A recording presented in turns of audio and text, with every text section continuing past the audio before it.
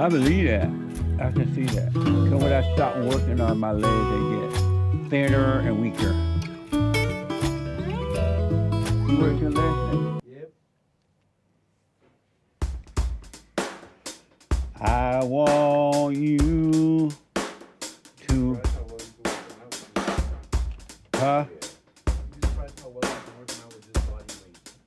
How is that? Doing with the weights. Oh, that's how we used to do stuff in high school. Because we didn't have no gym like that. We didn't have weights at our gym.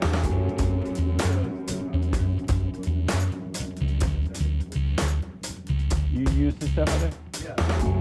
Oh, nice. I ain't think anybody used the gym at the house. Oh, nice. Oh, nice.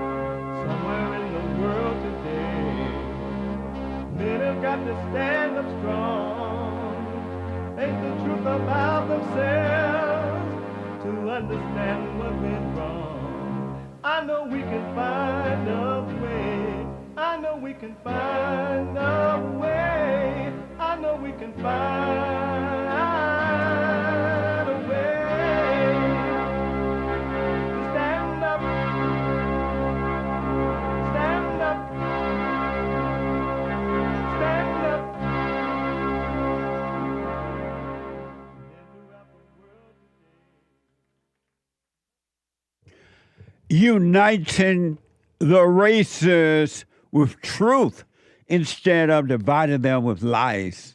We're also rebuilding the family by rebuilding the man. I'm Jesse Lee Peterson. Good morning. Welcome to the show. Hi, y'all. It's Tuesday again. They come fast. I was thinking this morning, reflection. What is it that it seems that the days and time is going by just like that? It's just so fast. Or is it that the time is not moving at all? I'm wondering, paying attention. You can get involved by calling 888-7753. 773 888-77-JESSE. Jesse. Jesse. My biblical question for this week, and it's a doozy. And again, the biblical question is given to you to encourage you to know for yourself, to think for yourself, to wake up. Wake up. Wake up around the world. Wake up. The biblical questions are to encourage you to wake up. For those who want to wake up.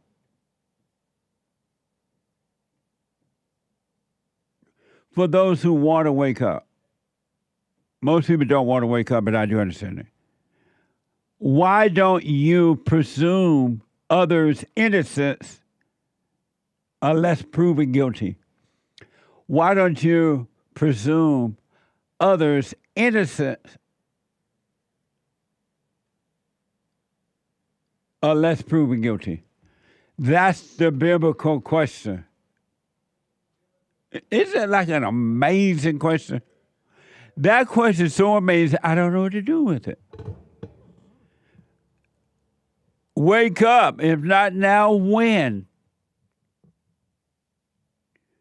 We have every way that you can watch and support the show listed on JesseLeePeterson.com/show.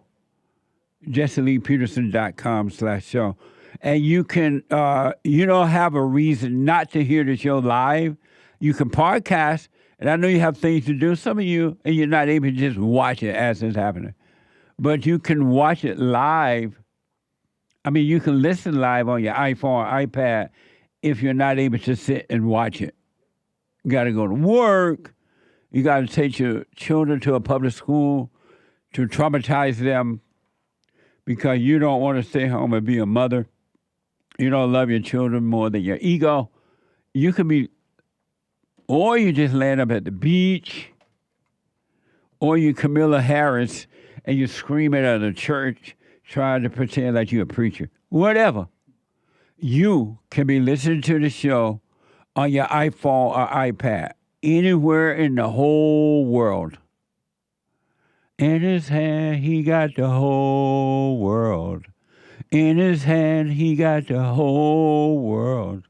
In his hand, he got the whole wide world in his hands. You can be listening to the show on your iPhone or iPad by calling the listen line at 605-615-4131. 605-615-4131. And to donate and have your comments read out loud, go to buymeacoffee.com/JLP Talk. buymeacoffee.com/JLP Talk or Bond JLP Cash App. A Bond JLP Cash App. All right? It's Tuesday. And every Tuesday is and will always be Country and Western Tuesday. All my thoughts, well, they've all been lies. They let me down every single time because the devil's been making homes inside my head. The good, the bad, the glad, the sad. If I could let them all go and give them to God, well, maybe he'd take this anger from my soul. And I'd shine like a light that's too bright to see. And I could lean on God so he could lean on me. Forgiveness, righteous, perfect peace. Amazing. Amazing. Thank you, Pete, from Alaska. What an amazing song. Pete, you need to put that song out there in the world so everybody and they mama, if you're black, everybody and they mama, if you're white, everybody and their mama can get a copy of it. It is an amazing song, Pete. It really is. Our battle is a spiritual battle. You don't know that. Some of you are discovering it. Men and women are discovering it. But once you really see what's going on, and then once you see how deep, way deep unconscious you are, when you can see the depths of your unconscious state of being, it's going to blow your mind. You're going to be like, what the? But it's a mess, so wake up. You can wake up. The world has nothing to give you.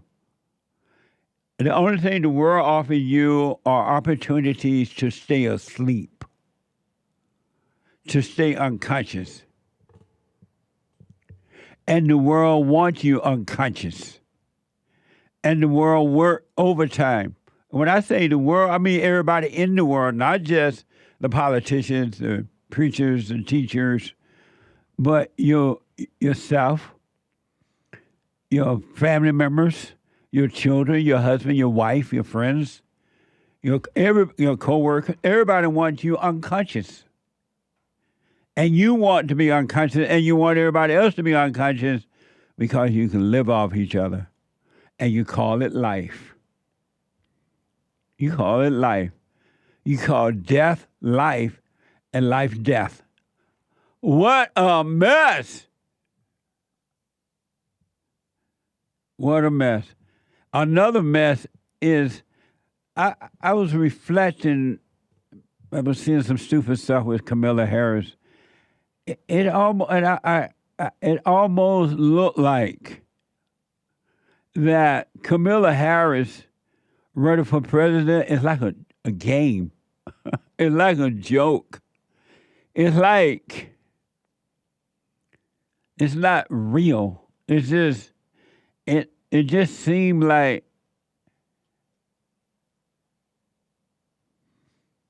they put, somebody decided to put the dumbest student in class into the front of the classroom and pretend that they're smart. And the teacher to give them an A even when they have not earned it. And the kid that show up at school and sit up in class and the teacher put them on the front, he or her, put them on the front row and pretend they're smart. It's like, I can't really, it's like Kamala Harris' lights are not on at all. It's like she's driving down the road and it's midnight and she's down in the country and there are no street lights and she's driving down the road without turning her lights on. I just never seen, in a big way, I've not seen anyone this empty. Kamala Harris is like an Asperger patient. You know what an Asperger is, right? They call Asperger, Nick. Wait, say that again? An Asperger. Wait, hold on. Right? Yeah, I think that's a medical condition. Is it? Something like that. At least it's close to that. It seems like a lot of young people have Asperger. So I'm wondering if it's even real. I might have Asperger. Asperger? Well, I noticed a lot of millennials has Asperger. I'm just joking, Jesse. Oh. Well, it seems to be a popular thing right now. I don't know if people really have it or the counselors and doctors tell them they have it so they can give them medication, but they really don't have it. I don't know. Because I really don't know what an Asperger is. I don't know what I don't know if it makes you like dumb or whatever. Maybe y'all know out there. I don't understand it, and I really don't. I'm not just saying it. But it's something wrong with Kamala Harris. It's like she's not able to think at all. So I'm just wondering. I want to give you an example of something she did the other day that it looked like you wouldn't do it if you were running for president. And I remember Hillary Clinton went into a black church and she did somewhat the same thing. You notice how all the women, not all, but these women that are running for in politics, they scream a lot. They like screaming and it just hurts your ears. It make the dogs start howling. And like when a fire truck go by, it hurt the ears of a dog and the dog start barking, howling. These women are screaming and it sounds like that. We showed you Big Mama Michelle yesterday screaming and it hurt your ears. I wonder why when a woman screams, it hurts your ears. When men yell like that, it settles you down. Haven't you noticed the difference? Here's Kamala Harris unveil her new pastor accent during a church service in Philadelphia. Watch this from X. Weeping may endure for a night, but joy cometh in the morning. The path may seem hard, the work may seem heavy, but joy cometh in the morning, and church morning is on its way. I bet that makes Satan and all of the demons want to go hide. They're like, what the? That's so silly. That is like silly. And she's supposed to be running for president.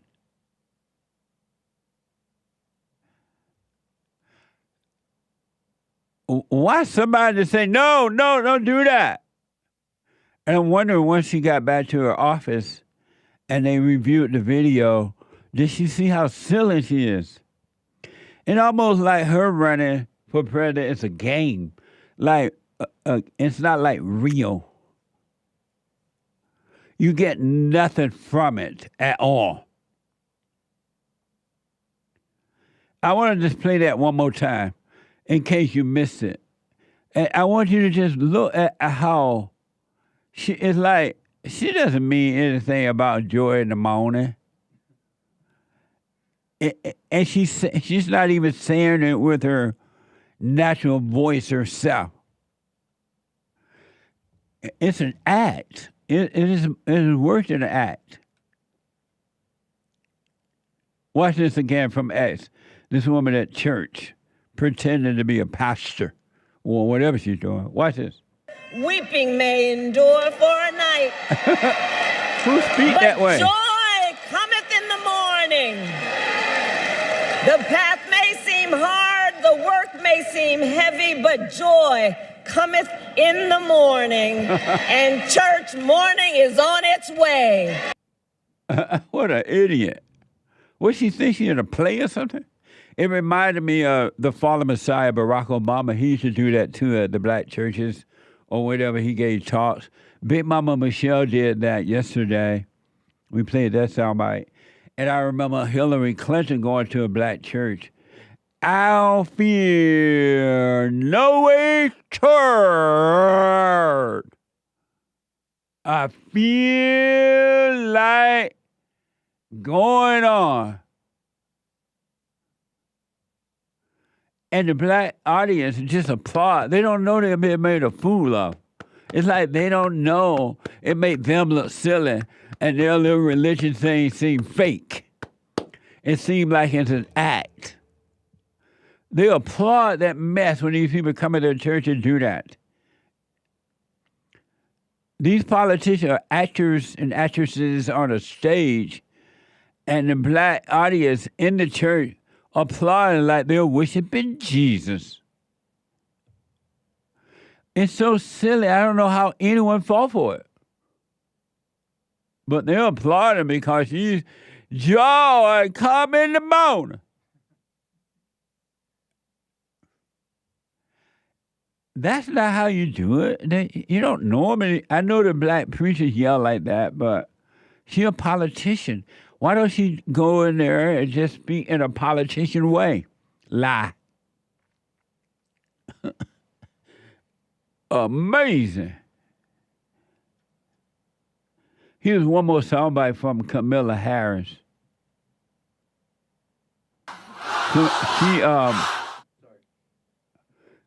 This is from X. Kamala Harris rally crowd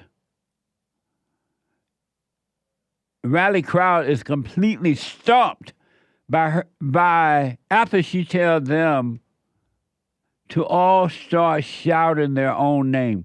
So apparently Kamala Harris is telling the crowd at her little rally, they were shouting Kamala at first. Then she said to shout your own name, and they felt silly. Watch this.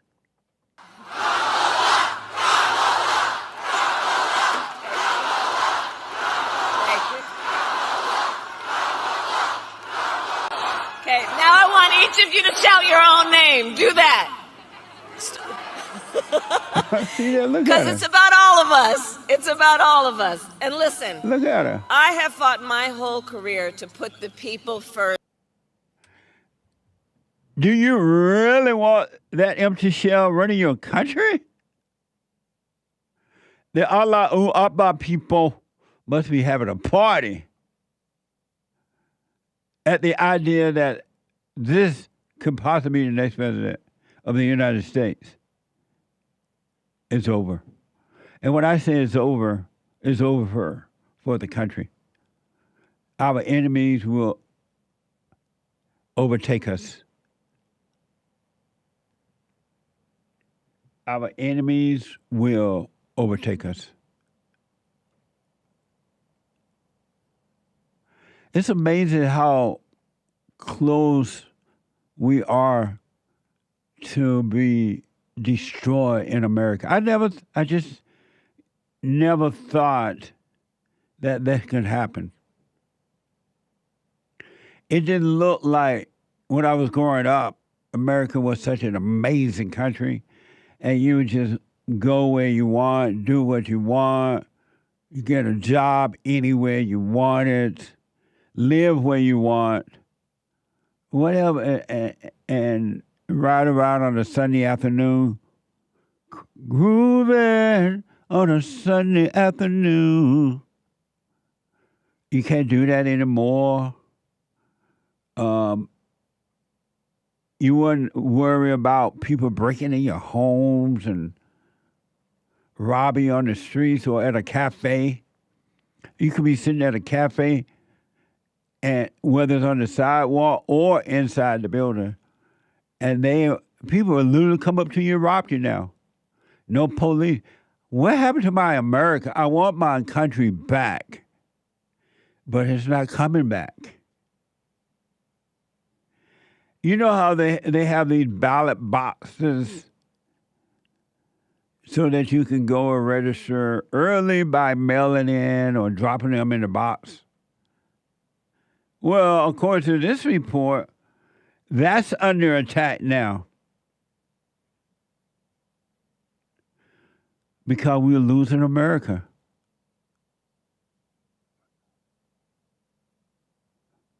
We're losing America.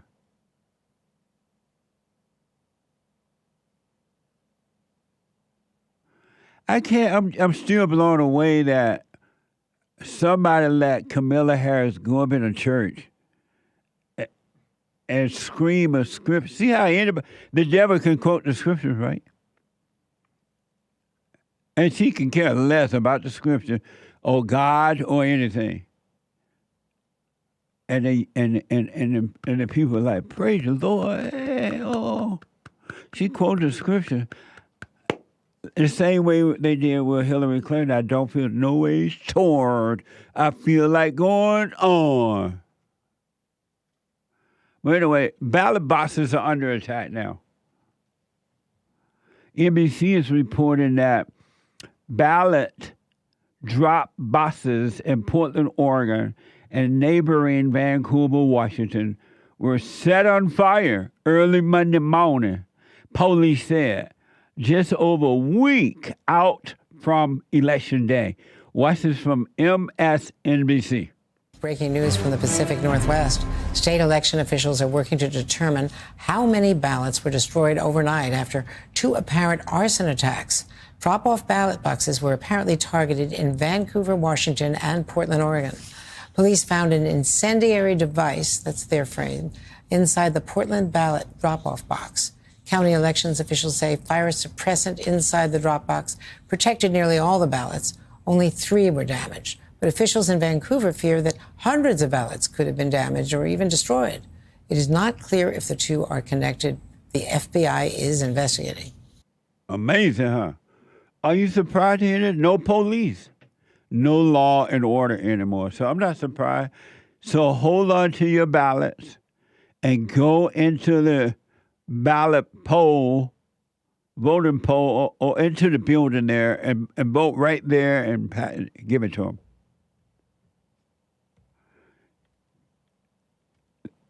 We have a Democratic Party and a right-o Republican leaders, so-called leaders, that are desperate to keep Trump out. People angry. Can you imagine being angry because your person may or may not win? This Senate box is on fire. So imagine all the people who have gone out to vote. If you're in that area and you voted and you drop your ballot into one of those boxes, go and vote again. Just say you're illegal alien, you can do it. They'll let you vote. But go vote again to make sure your vote is counted for. All right?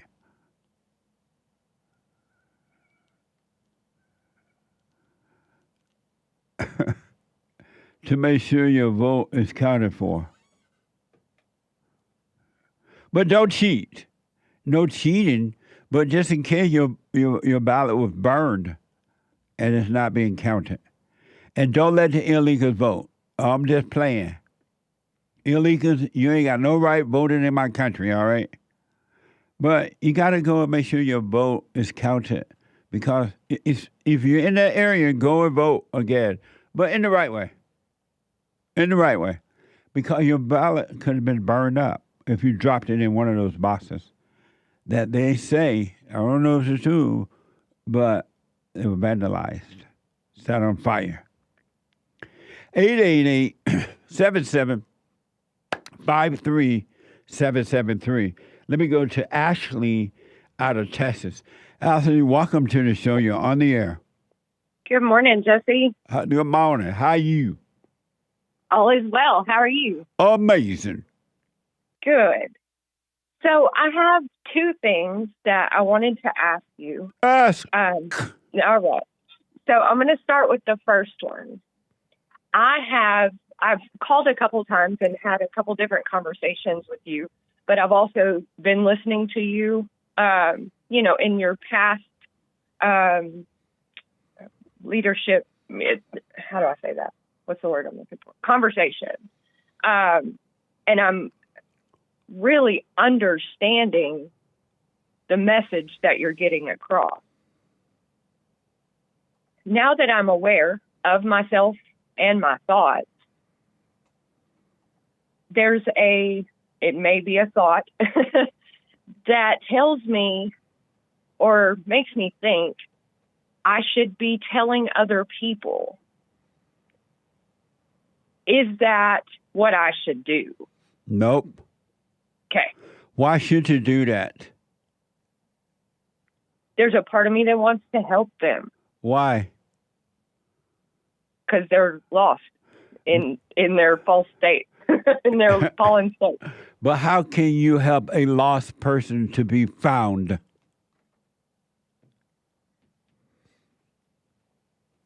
You can't. Only God can do that. And so why do you want to help them? Okay, because I think you helped me. But and it's go ahead. I didn't know. I know what you mean when you say you think I helped you, but I never. It's not me. I didn't help you.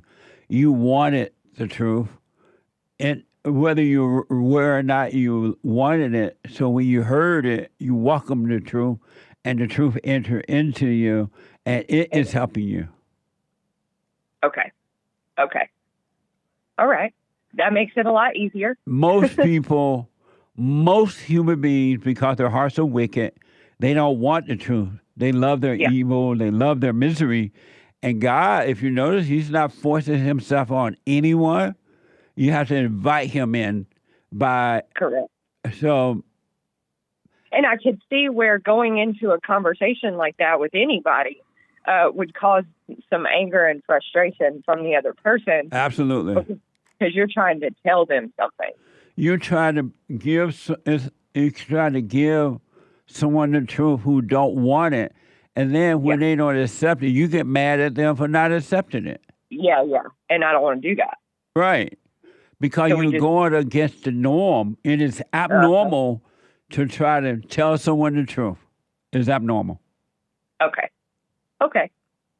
And my second question is, my situation is a little different than most women. I had my children when I was in my early 20s, and the marriage was bad. It was, it happened out of wedlock and all these things in the fallen state. And so when we went to get a divorce and there was the separation of the kids, there was a part of me that resisted the fight. Not that I didn't care about my kids, but that I wanted what was best for them. And what I felt at the time was best for them was to stay with their father. And I allowed, God spoke to me one day and he said, if you'll give me those kids, I will give them back to you. And so I relinquished all anger, all jealousy of the girlfriend, all the things. And I stepped back and I allowed my kids to grow up with their father. And a couple of years ago, I got a phone call that some things had happened. He was involved in a CPS case. And so they wanted me to come in and be a part of the kid's life. Well, I was a couple hours away from where my kids were growing up. And so... Hold on 1 minute, Ashley. Let me take a quick break. Yes, sir. All right. 888-7753-773. Back in a moment.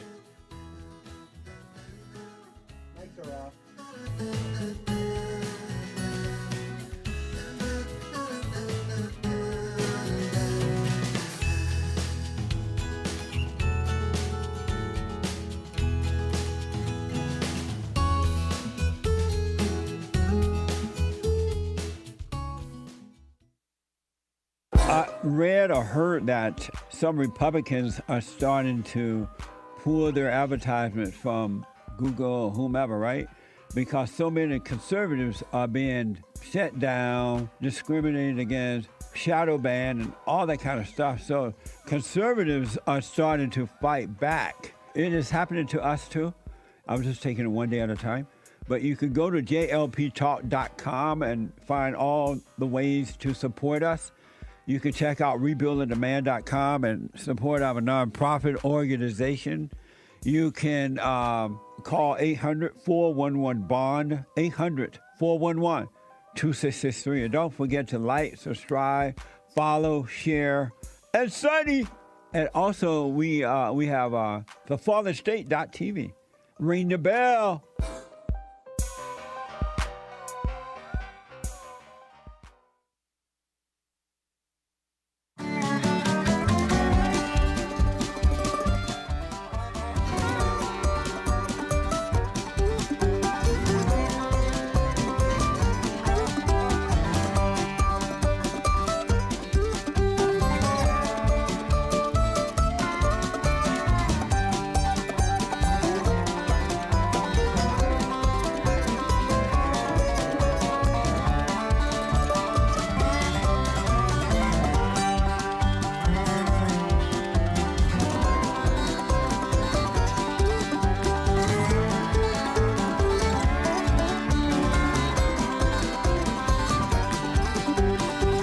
Okay, welcome back. 888-7753-773.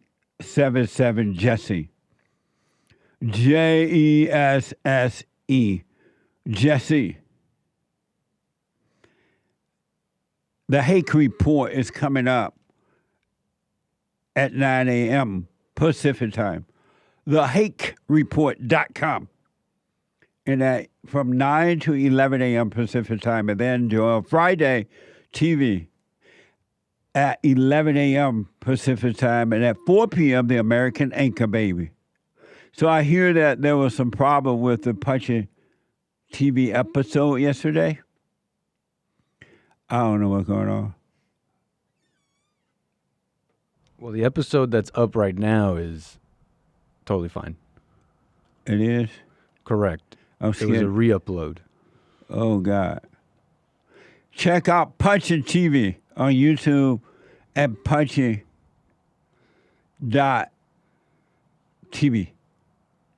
Are we able to play the teaser? That we cannot. We cannot. No, that I don't have anything new. Oh, from yesterday? Correct. Oh, okay. Well, check it out, folks. I don't know. I'm just here. Let me go quick. There's a line open if you want to jump in there. 888-77-53773. Let me go back to Ashley out of Texas. Ashley, thanks for holding. Go ahead. Yes, sir. So where I'm at now is I have a healthy relationship with them, but I allowed them to stay in the school that they were in with their grandparents. I didn't feel like uprooting them out of the life that they had always known was the right thing to do. Now that I am texting back and forth and I get my son, I have a son and a daughter, and my son does come to see me.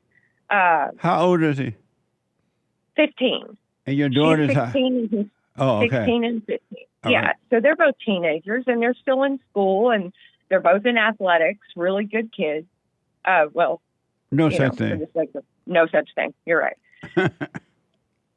So if you could give me some advice on how I should proceed as a mother who puts her children's best interest first. And I try not to be selfish, and I'm really aware of myself to not jeopardize my own children for the sake of what I want.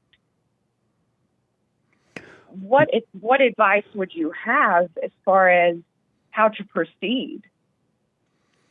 When you say that, you said something like God told you one day you get your children back. Yes. And why do you say God told you something like that? Okay, I hear you. No, that was a question. It was a question, okay, because at the time, it sounded like the truth. It sounded like that was the best thing for me to do at the time for them. But why did you say God told you that? You said, God told me I'd get my children back. Because I don't think that's something that we would normally think. In the human emotion, we would think of ourselves first. We would think of, oh, I want my kids, and I'm going to fight him in court, and these are my kids. But God And didn't so- tell you, God doesn't tell you, oh, one day you'll get your children back. Because essentially, they're not mine anyway. No, God doesn't speak in that way. Okay. And so now that they're teenagers and they're living with your parents, you say? Not my parents, his parents. They're living with your ex-husband's parents. And you Correct. want to know what's your question for me? How do I proceed in my relationship with them? By just being yourself and let it naturally happen. There's nothing you can do. I mean, they're teenagers now. They know how to call you. They know how to be with you if they want to. Just let it happen naturally. If you get in the way, you're going to screw it up.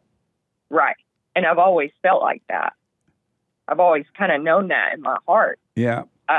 at the time when it happened, I was definitely a lot more in my fallen state than I am now. Not that I've accomplished anything, but I'm a lot more aware of my own thoughts and my own behaviors. Back then, I was sick. Yeah. And I didn't want to make them sick. Have you apologized to them? Yes. Okay. Yes. Well, now just stay out of the way and just work on you and let the relationship happen naturally. And if it's meant to be, it will be. If not, it won't, but you'll be fine either way. Either way. You're right. Okay. That makes a lot of sense. Are you doing the silent prayer? Yes, sir. Okay. Yes, sir. Every morning and every night. Yeah, stay with that. And I want to speak to this. There is no doubt in my mind that what I'm learning right now is going to change my life forever. Yeah. There is no doubt. And so I'm clinging to it, and, I'm staying aware of my thoughts, staying aware of my imaginations, because that's really where we get lost. That's where we spend our time in hell, is in our mind. And so I just want to say thank you for your teaching, and to God be the glory. Amazing. Well, you stay with it, stay with it, stay with it. Yes, sir. Thank you so Endure much. to the end, all right? Yes, sir. All right. Amazing. All right. Thank you, Ashley. Thank you. Bye-bye. Bye. 888-7753-773. Let me do some super chats. Super chat. Super. We didn't get to finish all of them yesterday. I know. We got to do better. Pastor Chatelet with a couple of Rumble rants. Good morning, Jesse and team. Big smile emoji. Good morning. Our silly friend likes to slander and gossip in the chat, in the Rumble chat. And that's fine. What do you think about Kamala Harris yelling like that? I think she was crazy.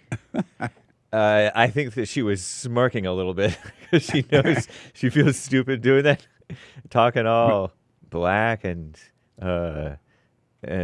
Christian. And the Christians in the church were applauding it, like she really meant what she was saying, and it was the voice of God. That's so insane too. Yeah. But anyway. Ridiculous. Sort of like our friend in the chat who likes to slander and gossip in the chat. Kamala's slander in America. What a mess. And that's fine, but they won't call Jesse. It won't call Jesse. This it in chat. I tried to super chat for it, but it's afraid. What the beta? Lay down your weapon, Pastor. Don't fight with anyone. Really. Don't. You got to realize you don't know the depths of how evil human beings are. Really. And so they're getting the thrill knowing that you're paying attention to their mess. So don't pay any attention. Give no attention to evil inside of your own mind or inside of others. All right? Amazing. Thank you. Thank you, Pastor Satellite. KB in Ohio bought a coffee. Good morning, Jesse. Morning. I'm going to spit out my coffee. You've never heard of Faith Airlines. Hilarious. God bless you. Great show today. Amazing. Thank you. That was from yesterday. Yeah. KB in Ohio, thank you, sir. Chill and Lean bought a coffee. Because the caller said that he flew over there on faith. Right. He flew over to another country on faith to see if it would work out with that girlfriend. I thought it meant Faith Airlines. Right. Because we do have Spirit Airlines. I was thinking the same thing. The thought crossed my mind. Amazing. Thank you. That was a great call, by the way. Yeah, it was. Amazing call. Chill and Lean. Amazing callers today, Monday, meaning yesterday. Jesse, biblical question idea. Who is the author of your life? Thank you for that suggestion. I appreciate it. Thank you, Chill and Lean. Yeah. 3 more coffees from him. Jesse, you said earlier today there is no such thing as finding a positive in every situation. Can you please explain why that's the case? Because there's no such thing as positive. It's just another word with no meaning, and it'll have you looking for something positive. Amazing. There's a positive and a negative in a battery, I think, right? True. But that's about it. Amazing. Thank you. No more thoughts? Biblical question. Why don't you presume others innocent unless proven guilty? Because something in me judges. It doesn't care about what happened or justice. As long as I feel something about it, I'm conditioned to wish things to people based on made-up good and made-up evil. Amazing. Thank you. I'll put my little 2 cents in on Sunday. I appreciate it. Shout out to yesterday's top contributors, Aries 1, Games for Rec, Cactus Eater Bear, Kid Combo 1.0, and the rest of the supporters on the D-Live crew. Thank you, guys. Thank you all. Amazing. On X, responding to that gal who has who is a narcissistic sociopath or whatever, she's like, I love being angry. That makes me different from everybody else. Oh, yeah. You said everybody loves that? Right. Psychologist here, says Jessie, I-E, Jessie gal. I'm not sure why you think that, but you are mistaken. Most people do not enjoy it. That's the difference between anger and excitement, whether or not we are enjoying the effects of adrenaline, etc. Personally, I can't stand it, and I avoid it at all possible. Anger. So this person saying they avoid anger? Mm-hmm. You can't avoid anger. So and everybody and their mama love their anger. They were just like that woman was saying, they love their misery, and the proof is they won't let it go.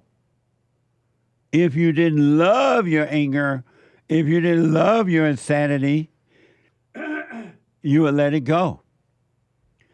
You can't avoid it. You can't control it. You can't deny it. It will control you. So take your little degree back and get your money back from the school. But I appreciate it. Thank you. Jesse does a follow-up.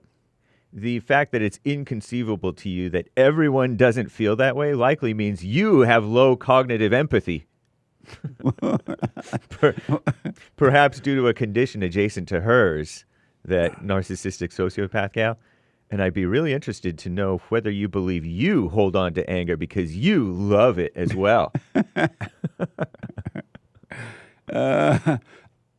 That's it. Right. I don't hold on to anger.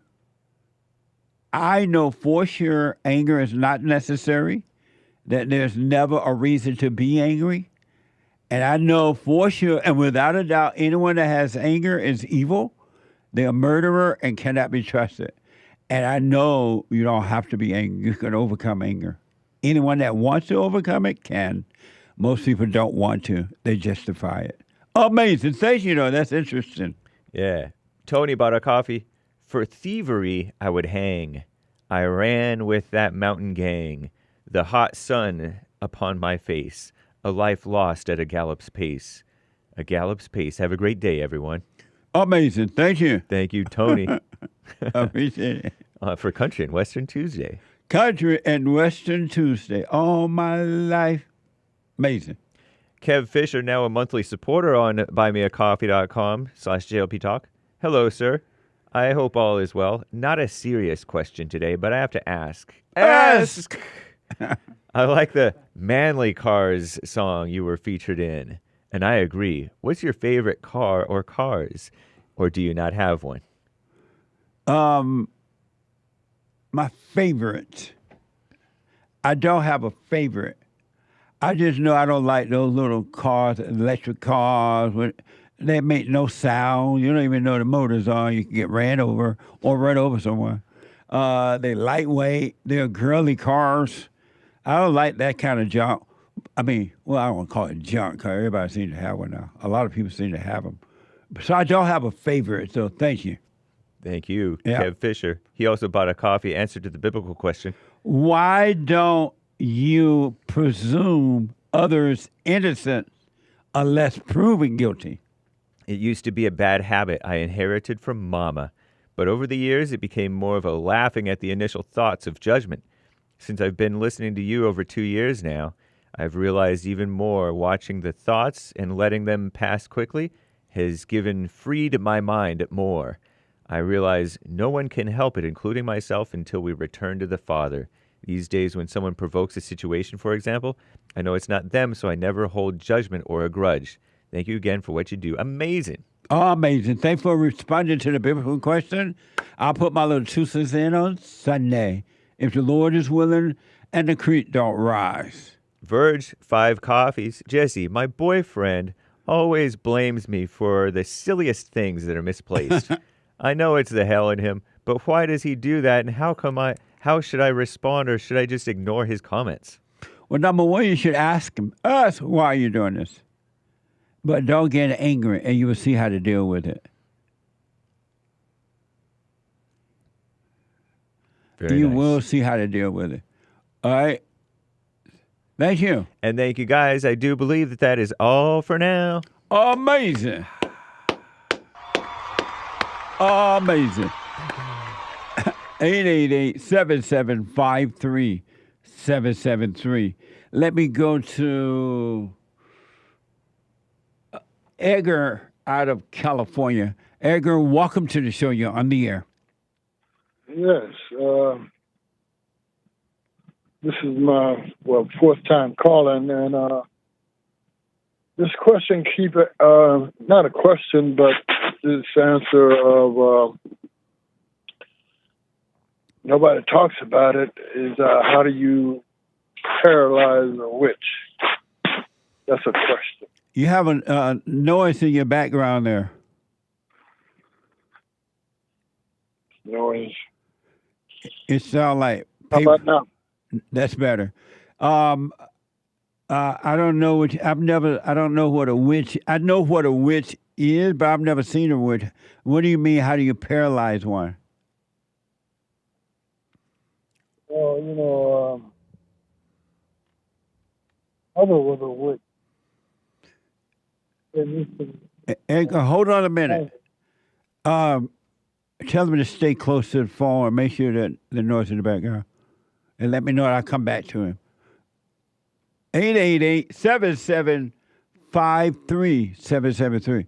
Are there real witches? I know that there are people who think that they're witches, right? Right. They belong to the witch club or group or whatever. Yeah. But there's no such real witches. Are they like actual witches? Excuse me. I'm not sure. I don't think so. Oh, okay. Because, like, in the Bible, they don't talk about witches, really, do they? They have people who would try to do tricks. And the only witch I'm familiar with is the Wicked Witch of the West, Maxine Right. Waters. Yeah. The That one- type of witch, that's real. The one with the low IQ. Yeah.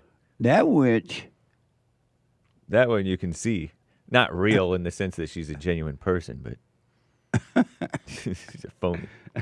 Okay, Edgar, let's try it again. Go ahead. Yeah. Are you dealing with a witch? No, my mother was a witch, Was she like a? and she gave me some pointers of how a witch can lose their powers. And when you say your mother was a witch, how do you know she was a witch? I seen her cast spells. I seen her throw things, Oh throw yeah. spirits and stuff like that. That's how I know.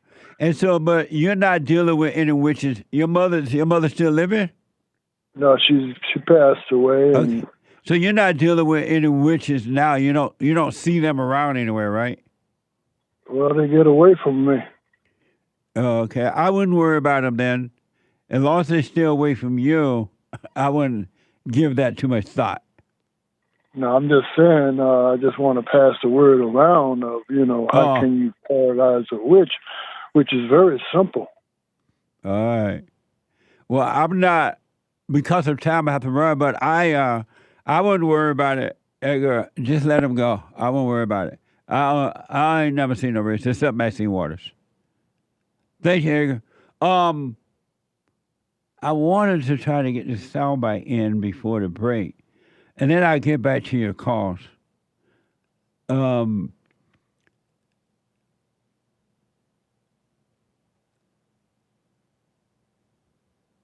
So we have Hillary using that accent. I don't feel no way toward. Hold on, let me look. Jerky, tell me we do have it. I think I have it. Okay, I wanted to, I showed you the one with Camilla Harris at a black church, and act like she preaching to the blacks and they applauding and praising the Lord like it's real. And Kamala Harris did the same thing. And Barack Obama's done that. And I've seen others do that over the years. But what is mind-blowing that they would do it and then that the blacks would believe that they are really preaching and that they mean what they're saying. Here is a reminder from, and I want you to see she sounds just like, Kamala Harris sounded just like Hillary Clinton did. Where I don't fear no HR. And I want you to hear how the black Christians are acting like they believe it's real. Watch this.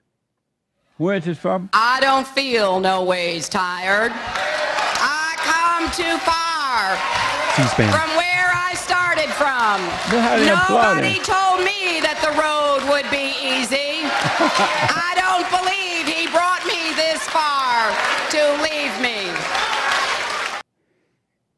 Do they believe that that's real? They believe she's speaking from the heart and from God? They really applauding and praising the Lord as she changed her voice and everything out to sound like the blacks. She's laughing at you. It reminded me of when Barack Obama, not only the stupid stuff Camilla did, but it reminded me when Barack, that was from C-SPAN, by the way. It reminded me of when Barack Obama went the other week and was telling the blacks if they don't vote for Kamala Harris, they had some the black men, that he was scolding them.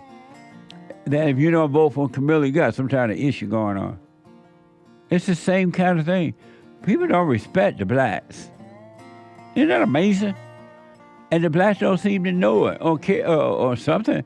I got to take a break. 2 more hours to go. When I come back, your phone calls, hate news and not the fake news coming up right now.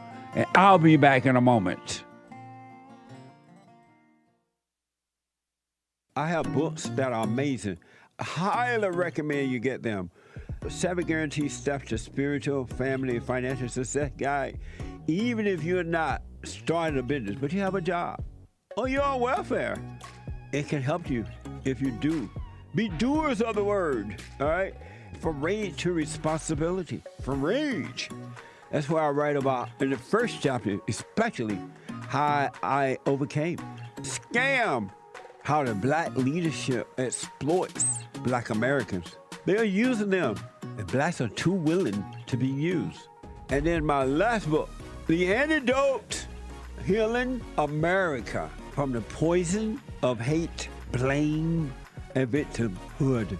They are all amazing books, and they are helpful. Go to rebuildingtheman.com if you want an autographed copy, or call 800-411-2663.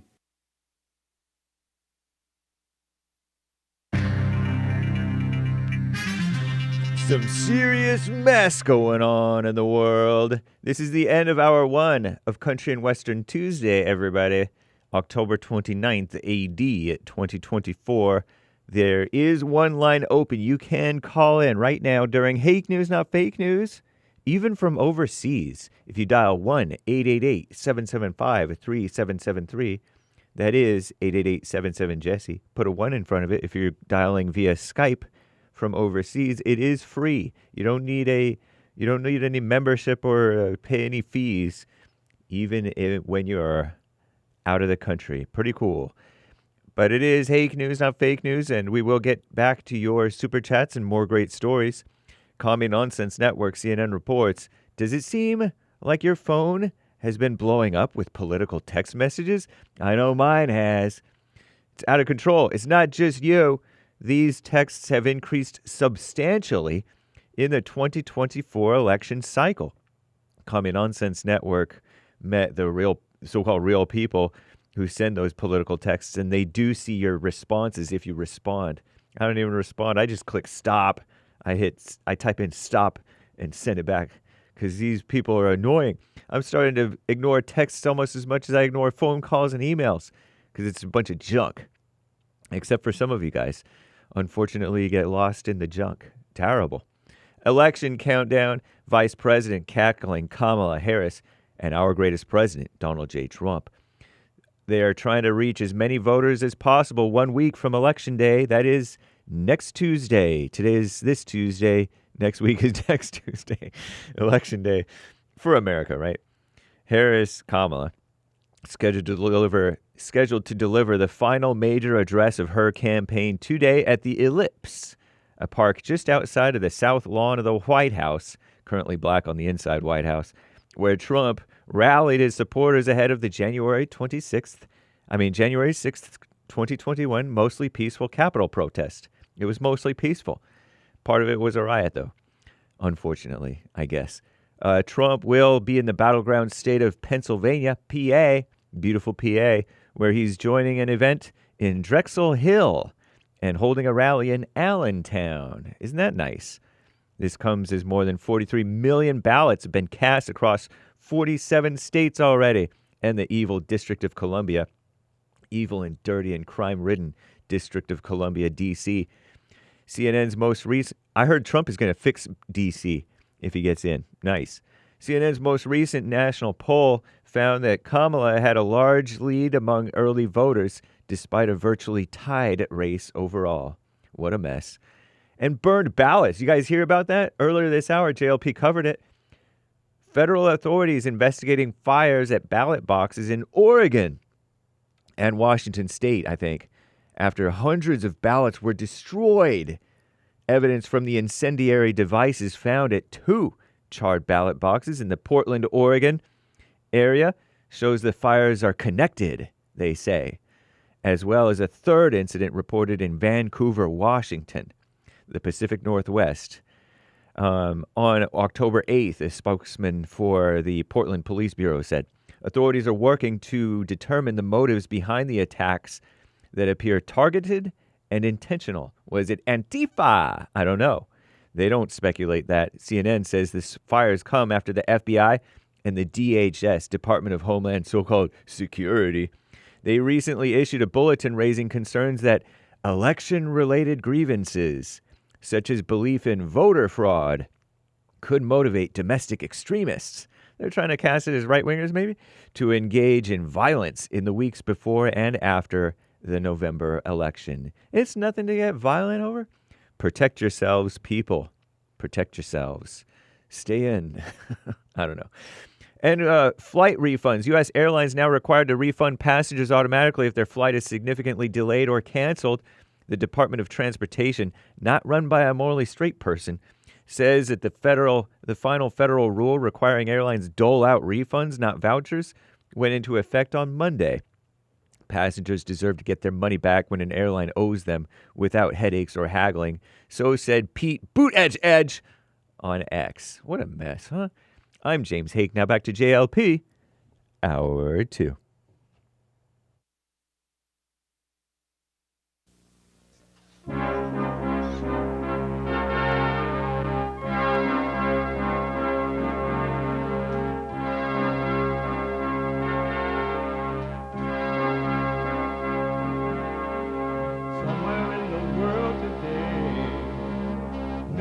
To stand up strong, face the truth about themselves, to understand what went wrong. I know we can find a way. I know we can find a way. I know we can find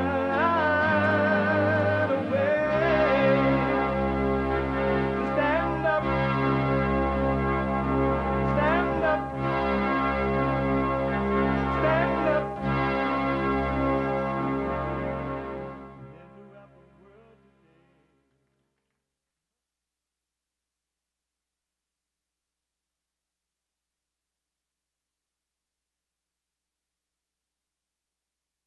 Uniting the races with truth instead of dividing them with lies. We're also rebuilding the family by rebuilding the man.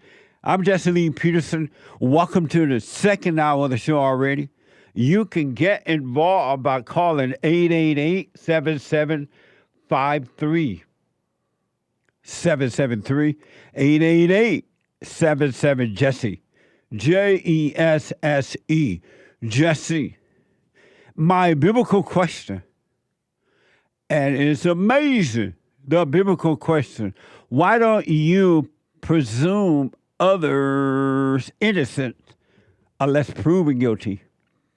Why don't you presume others innocent unless proven guilty? Isn't that an amazing question? We have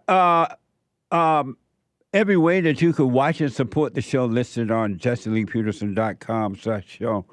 And you can listen to the show live on your iPhone or iPad.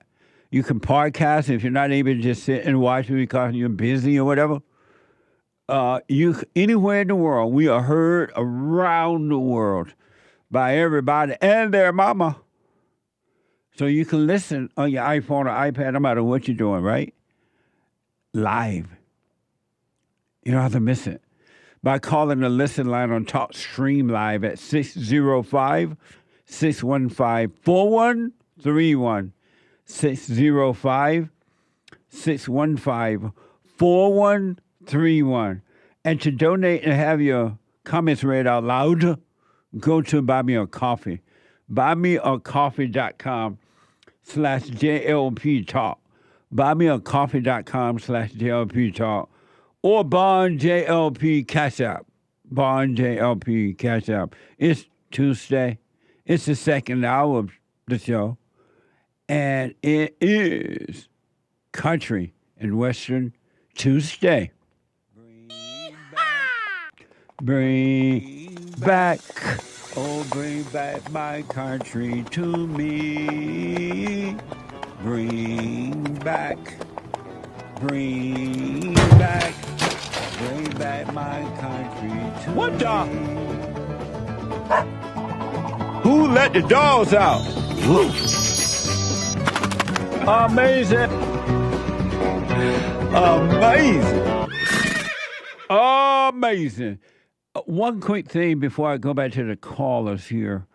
Elon Musk announced a while back that he was giving away money to those who, and I may have it a little wrong, but they take someone to vote or encourage them to go to vote. He would give them X amount of dollars for a while.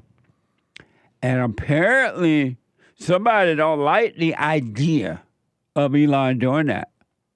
Elon is the boss. He paid the cost to be the boss. All right? You can't mess with the boss. He paid the cost. And apparently there's some people that want to sue him. A Philadelphia District Attorney Larry Kirshner, I guess, announced a lawsuit Monday against billionaire Elon Musk over his political action committee's supposed illegal lottery. Watch this from ABC.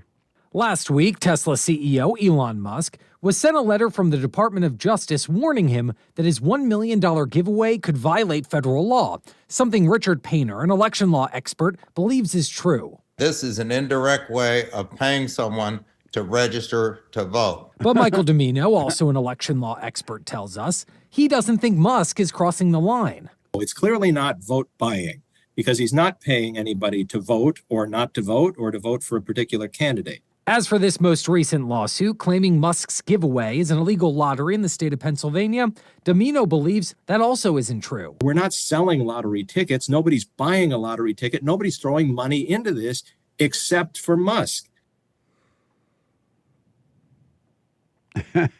Amazing. So Elon Musk is the richest person in the world or just the richest person in America? No, in the world they say he is the richest person in the world. How can that be? Well, in the world if you ask Google. And he is he richer than those people over in Saudi Arabia with the oil? I thought they were the richest people. Well, he's the world's richest man. Oh, those people over there are not men?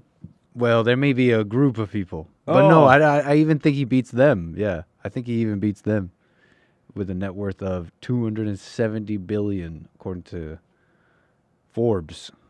Really? Yeah. Amazing. But apparently they don't like the idea that he's giving his money away. Did he encourage? He said, "I give you this money if you go vote or if you take someone to vote." No. Yeah, my understanding is if you get people to register to vote in this area in Philadelphia. Oh.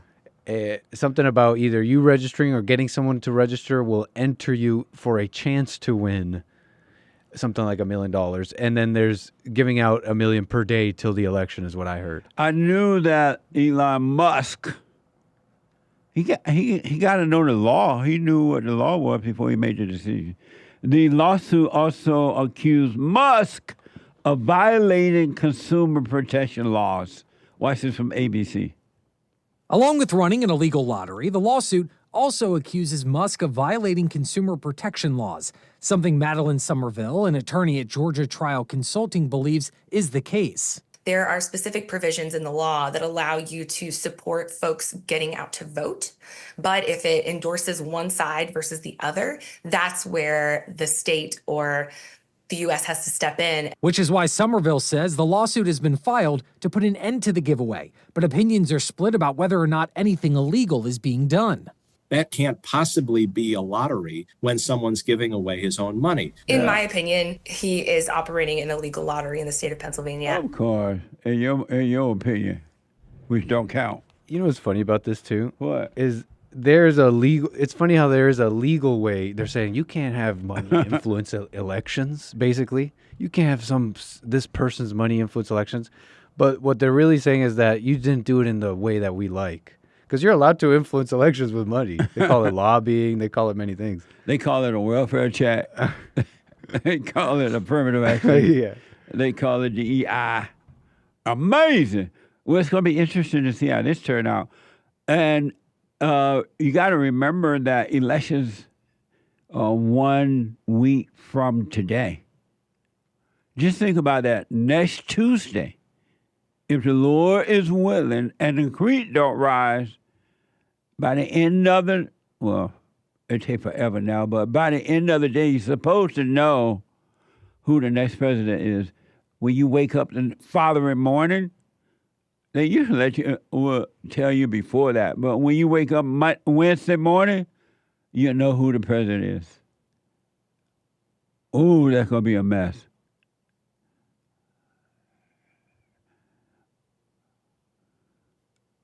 That's going to be a mess. A week from today, it's closer and closer. The closer I get to you, the more you make me feel. Amazing. So we'll see how this turned out.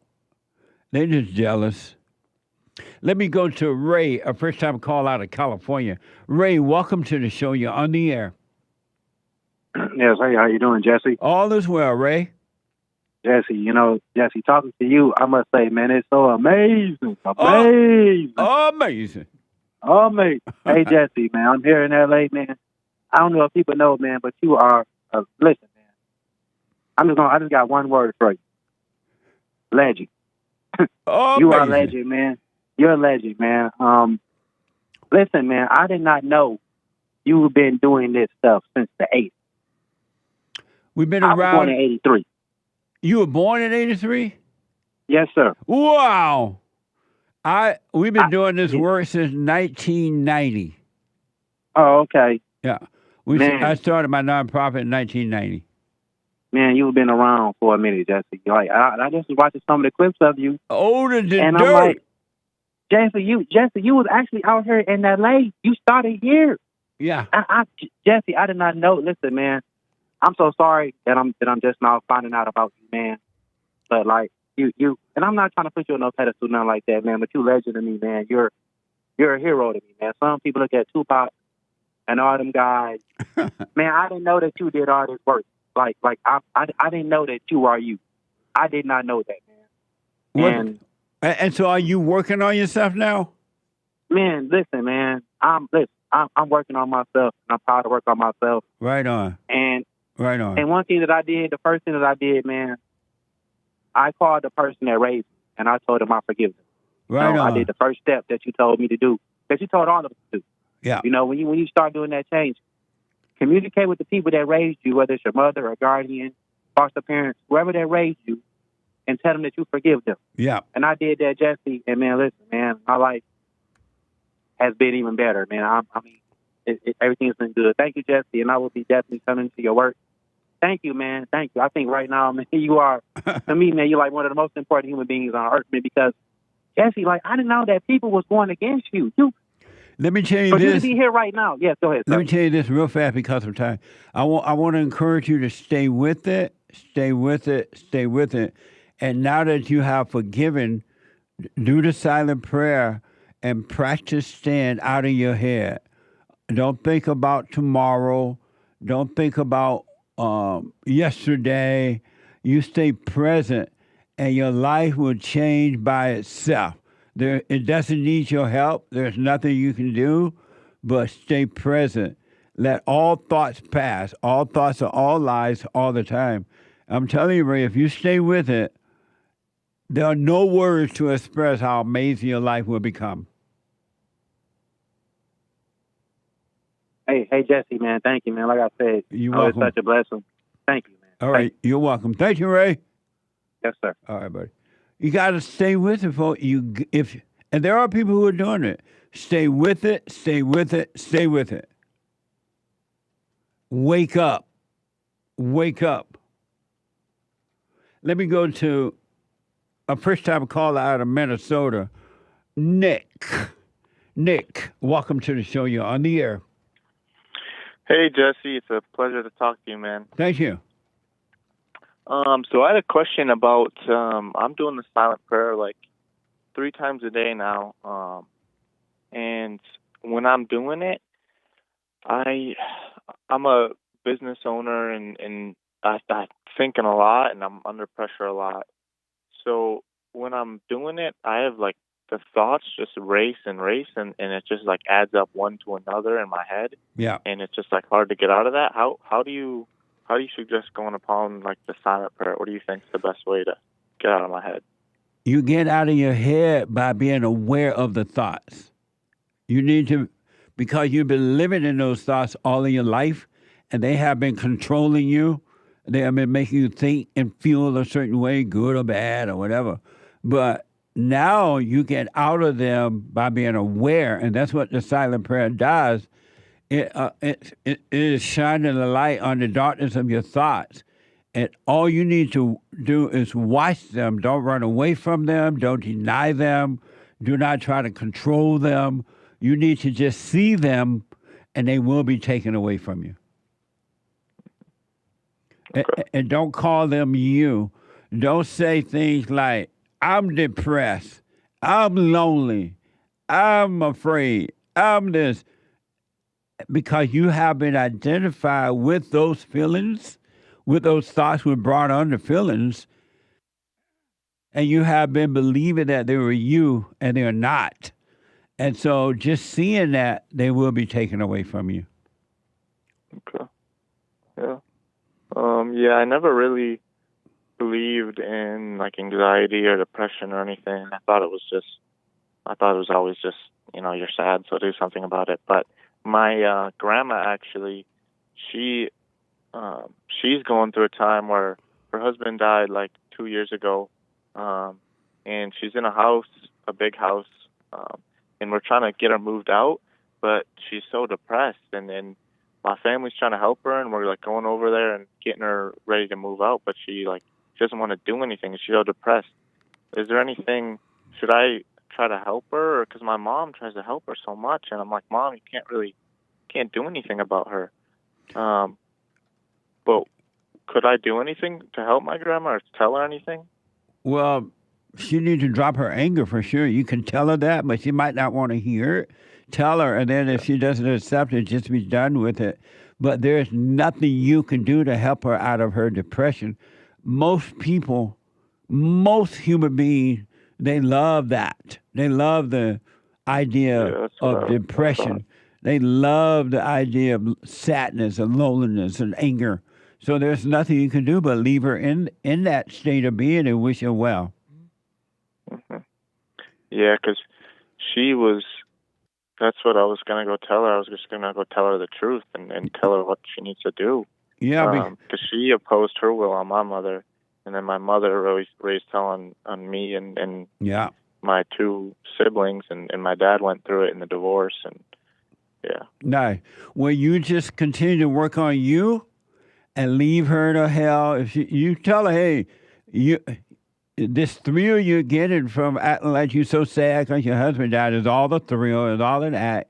You need to cut it out. But if she's like, no, I want to, I really feel bad. Okay, stay in your hell. Goodbye. Yeah. All right. All right. All right. Thank you, Jesse. All right, buddy. 888-775-3773.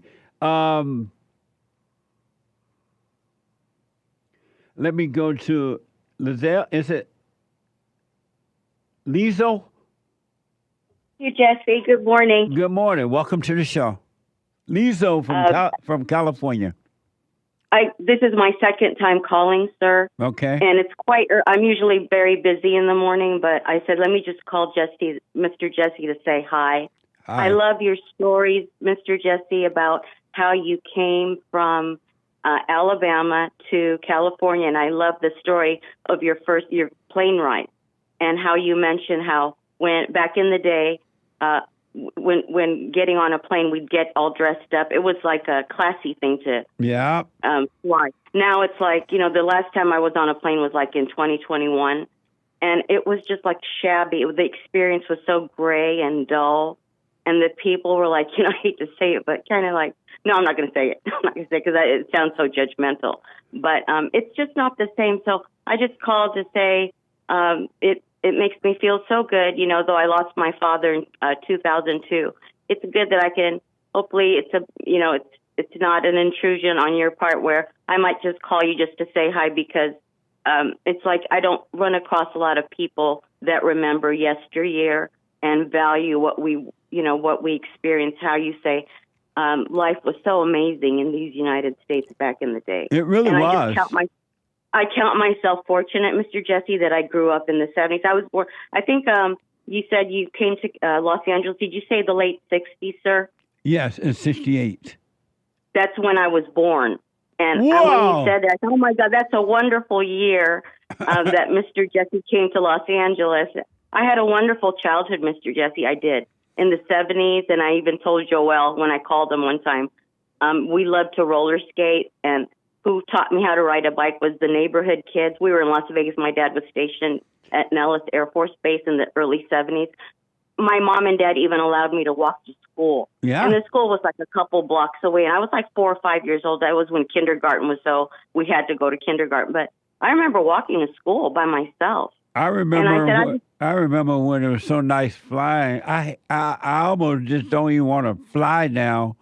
It reminds me of one time I went to Cancun. I've gone there a couple of times. Cancun, Mexico. Uh-huh. And the first time I went, there were a bunch of Mexicans on the plane. And these Mexicans, I had never flown with that many Mexicans before, right? and they had big trash bags and full with stuff, trash bags and bags and everything. And I didn't know at the time that they were taking stuff back from America they had bought, taking stuff back to their country. And I was like, why are these Mexicans got all these bags? You're not supposed to travel with trash bags like this. And they were on top, they were in the plane, not under the plane, right? Though they had a bunch under the plane too. But flying now reminds me of that. It's like, it's awful. It's junk now to fly when it used to be classy. Remember how the stewardesses looked back then in the 70s? They had nice bodies. They were thin. Beautiful. They were white pretty. women. Yeah. Yes. They were tall and gorgeous. Now they so fat they can hardly walk down the aisle. They bumping into your seat. Mr. Jesse, I'm going to call you just to reminisce with you of yesteryear. I just have nostalgia every day, and I just don't run across people who remember back then how America was. It seemed so colorful and vivid. Yeah. And when I tell just regular people in town, they're like, "Oh no, you feel that way because you were young." Otherwise, everything is the same. No, everything is not the same. Yeah. It was not the same back then. But thank you. All I don't right. want to take your time. Thank you. Thank you, Mr. Jesse. You're Bye. welcome. Bye now. 888-7753-773. The unfortunate thing, I guess, if you can say unfortunate, is that most young people now are not going to know how great America was at one time. Really. They're not going to know because they've changed history, rewritten history, they're rewriting history. They have torn down the statues and monuments. They have burned out half of the country, almost half. They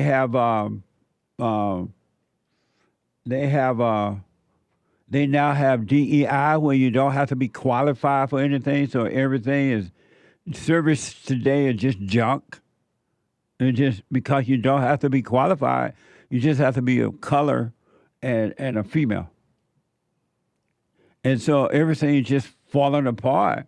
And the generations to come won't know that America was absolutely amazing at one time.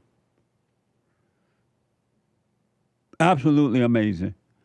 They're going to listen to the lies that America was a slave country. America was bad. And they don't. It's not true. It's unfortunate. But that's what happened to countries, I guess, when you let the wrong people run your country. Jessica out of Pennsylvania. Jessica, welcome to the show. You're on the air. Hey, Jesse. Thank you so much for taking my call. Absolutely.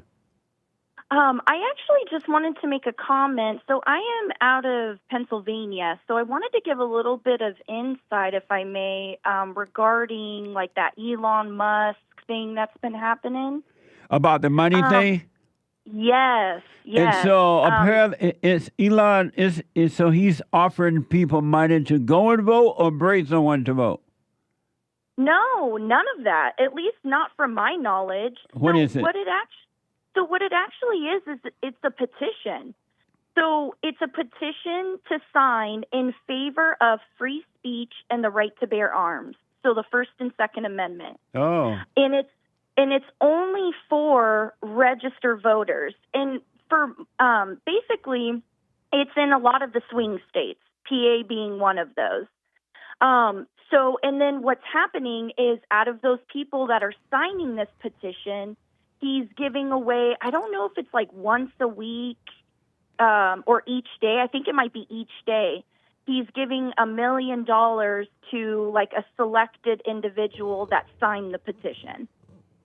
And so have you got your million yet? No, not yet.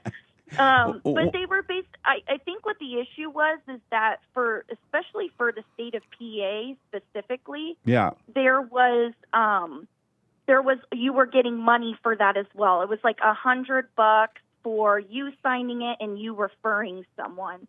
But nowhere on that petition does it talk about encouraging someone to vote one way or the other. Oh, okay. This was strictly just agreeing, like you're coming in agreement in supporting the First and Second Amendment. Amazing. Yeah. And so he's only doing that. Is he only doing it in Philadelphia? No, so it's the whole state of PA, but there's other states that are considered like swing states. Oh, okay. Georgia, Nevada, Arizona, I think Michigan, Wisconsin, and North Carolina. Oh, nice. So it's within those states, and I hear it all the time, and I've seen like the articles and the video. I think even what they are,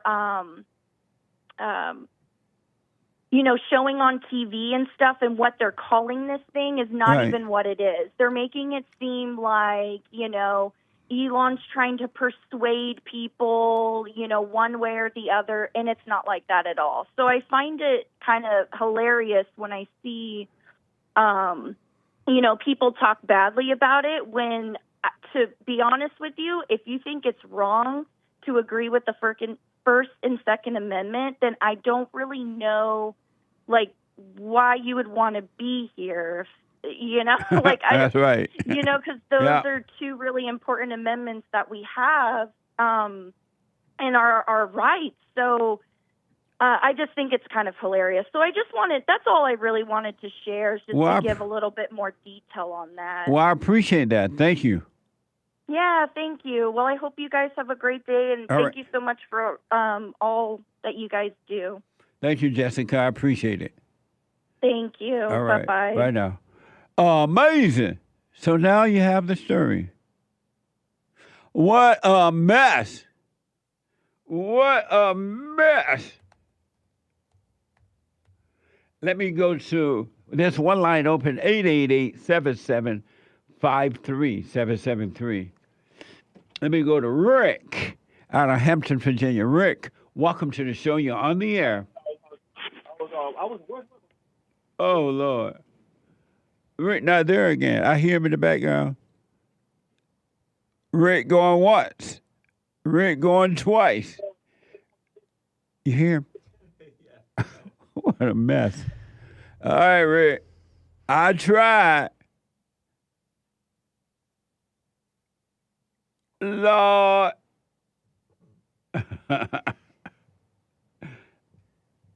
No. Let me go to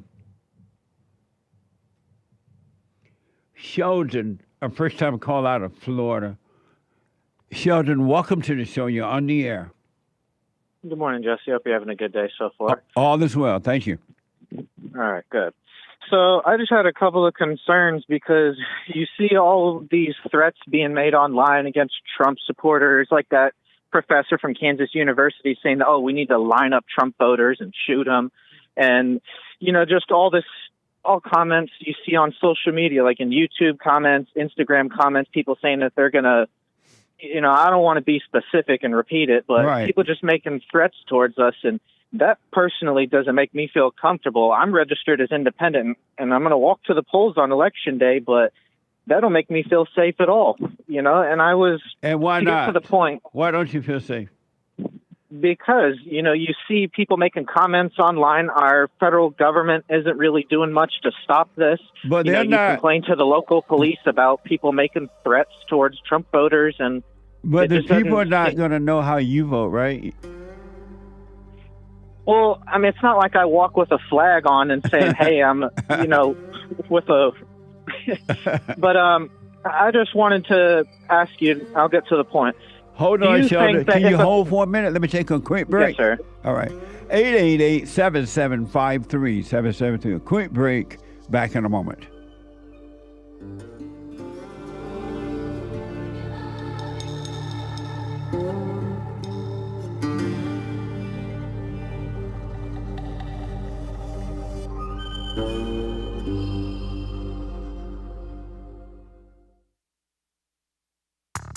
I recommend you get a copy of my book, From Rage to Responsibility. I write about how the spirit of anger was taken away from me 29 years ago. I forgave my mother who tried to turn me away from my father, and I returned to my father, and through him, my father on earth, and through him, I was able to return to God. No man or woman can return to God unless you go through the Son. And men are sons of God. There may be weak, pathetic examples of it, but it's the spiritual order of life. God in Christ, Christ in man, man over woman, and woman over children. So get From Rage to Responsibility. I write about that. Go to my website, rebuildingtheman.com for an autographed copy, or call 800-411-BOND. And donate to my nonprofit, Bond, the Brotherhood Organization of a New Destiny. We are rebuilding the family by rebuilding the man.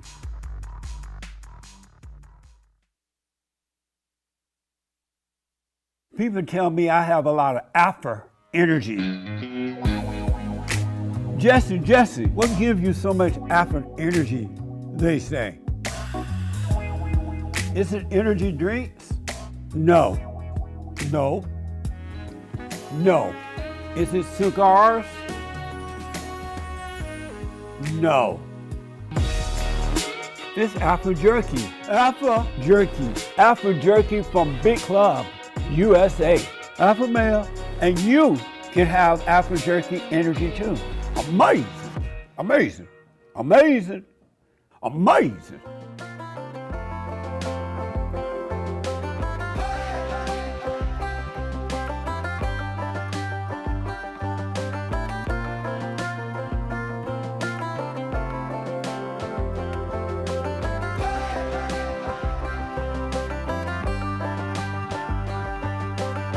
Check out bigclubusa.com. All right? Amazing. And don't forget, I do cameos for you.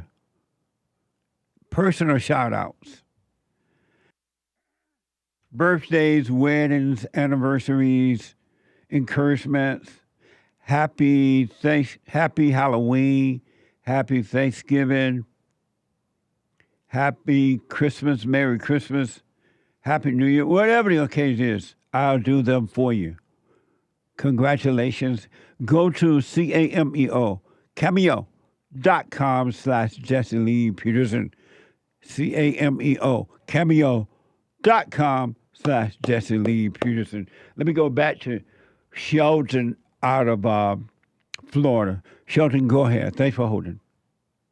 So the point I was getting to is that with all these threats that are being made towards conservatives and Trump voters, and I'm independent myself, but I'm voting for Trump this year, doesn't make me feel safe, makes me feel concerned. It's easy for people to say, man up or just buy a gun. Guns are expensive. Not everybody can afford them. So my question to you was, do you think that if something does happen, that people such as yourself, people that believe in God, do you think that people are going to put their differences aside to, help their fellow Americans? I would hope so. I mean, I don't know what you mean. I don't understand the question. If somebody takes action against conservatives, like on election day, with all these threats being made, if people are threatening, attacks against us, do you believe that people of God, whatever religion, you are, do you believe that people are going to come together, or do you think that it's just going to be more divided? Meaning that, so if you're asking, if I understand your question, if other people turn against conservatives? No, if a terrorist attack is committed, or if an attack is committed against people that vote for Trump, do you think that people are going to put their differences aside to help their fellow Americans? In what way? Well, like, for example, do you think that there's going to be some Democrats that would see conservatives getting attacked and be like, I don't agree with that. Let me help them. I don't want them to get hurt. I mean, I want to have good faith in this country, but you definitely have some people come together. People tend to come together when there's crisis like that, but it's not going to unite them together, because as soon as the crisis is over, they're going to go back and turn against one another. But it's like when we had the 9/11 thing. People came together, they prayed together, they cried together. They went over to the Tower Building in New York, and we all want to have a comfortable life and have less taxes. I just want us to come together as a nation and put our differences aside. That's not going to happen. Put America first. That's not going to happen. It seems so. It seems that way. And so you should learn to live with you and not need the crowd at all. And that way, whatever the world does, it won't bother you. You won't be affected at all, because you are your own world. So work on you. So whatever other people do or say or how they act, it's on them, and you will not be affected. Absolutely. All right? I mean, yes, sir. So just work on yourself and have no fear. Let fear pass. Get rid of fear. Drop the fear. Drop the anger. You drop the fear. And you'll be able to live in this world with no fear, no worries, no concerns. All right. Thank you, sir. All right, buddy. God bless you. You too. Thank you. Amazing. 888-775-3773. Jeff is a first-time caller out of Connecticut. Jeff, welcome to the show. You're on the air. Hey, how you doing, Jesse? All is well, Jeff. Yeah, I got a little problem with you, man, because some of the situations that you bring up and some of the questions you say about black men is totally a lie in so many ways. I'm a black man from Connecticut, 56 years old. Give me something that I say that you disagree with that is a lie. I disagree about you saying black men don't take care of their families. I've been married for over 30 years. I raised 2 sons, both of them went to college on the highest level. You did what in college? Both of them graduated college already. Oh, okay. On the highest level. And when they got into those top schools, it wasn't because of some affirmative action. How do you know? They lowered their standards. Because I know the education that my son had, okay? Jeff, your phone. Jeff. One of the things. Hey, Jeff. Yeah. Stay close to your phone because it's going in and out. We're not understanding, getting all your words. Right. I know all the all the top schools that my sons went through, private schools and everything else through the years, okay? So I know the level of learning and training that they had, okay? And plus me being father, being there every step of the way and showing them the way, okay? Did they go to black schools or something? No, they went to Catholic schools, okay? That doesn't even factor in to what schools they went to, but they went to Catholic schools. And the reason I ask because automatically now, if you're black and you want to get into a white school, just because you're black, there's no requirement. They have affirmative action whether you're aware of it or not. And blacks it was affirmative action. It didn't work for me because I had to pay to get my sons to go to these schools. You understand? Meaning what? I paid for these schools. I paid for this education. Okay, I paid over $56,000 for high school education. So Jeff, let's do this. Jeff, let's do this. You're talking about you, and I say not all. I say not all, but most blacks are begging and whining, and they want reparations. They want affirmative action. Now they want DEI. And so I say not all, but most. So you could be that one that could be a part of the most. Of the not all. So tell me something that I say that about the blacks that's not true. Not referring to you, just one person. 'Cause you could be, there are a few blacks, a handful, especially older guys like you, that are a little bit more independent than most blacks are. Yeah, one of the questions you brought up is saying that black men grow up in the ghetto, and once they get money, they move away into the suburbs. Are you saying that's not true? I say that's 100% true, but it's not because they leaving their home. Is because quality of life got to mean something. You get what I'm saying? So what do you mean by that? Is it? Quality of life, meaning that if you born and raised in a house that's 600 square feet and you put yourself in a situation where you making money and you're a law-abiding citizen, wouldn't it be better for you to move into a 2,000 square feet house where a backyard and everything else for your family? But how is that a bad thing? Most blacks would tell you that they're leaving the hood because it's a ghetto. And you can't have a quality life in a ghetto. And so they will. No, you can't. I agree with that. The first thing they do is move into a white area because they can have a better life in a white community because white people have made it possible. Why can't the blacks do that in their own communities? Well, because number one, the market value of those homes, and then if you have an influx of people that's not making any money, and then if you have a certain group of people that's making money, I think it'll be a disservice for the person to put their investment. But in you're not making any sense. Why don't they make their homes in their own communities? Can't they do what the whites do and make their home worth more? Clean up the neighborhood, paint the house, cut the grass. Yeah, they can do that, add rooms unto small houses. They can add an extra 1 or 2 bedrooms to it. Why do they have to go to the white neighborhood that are already that way Why can't they do it themselves? Because some of the situations don't require that, because some of these are apartment buildings, brick buildings. We're talking about I mean, it houses. ain't too much.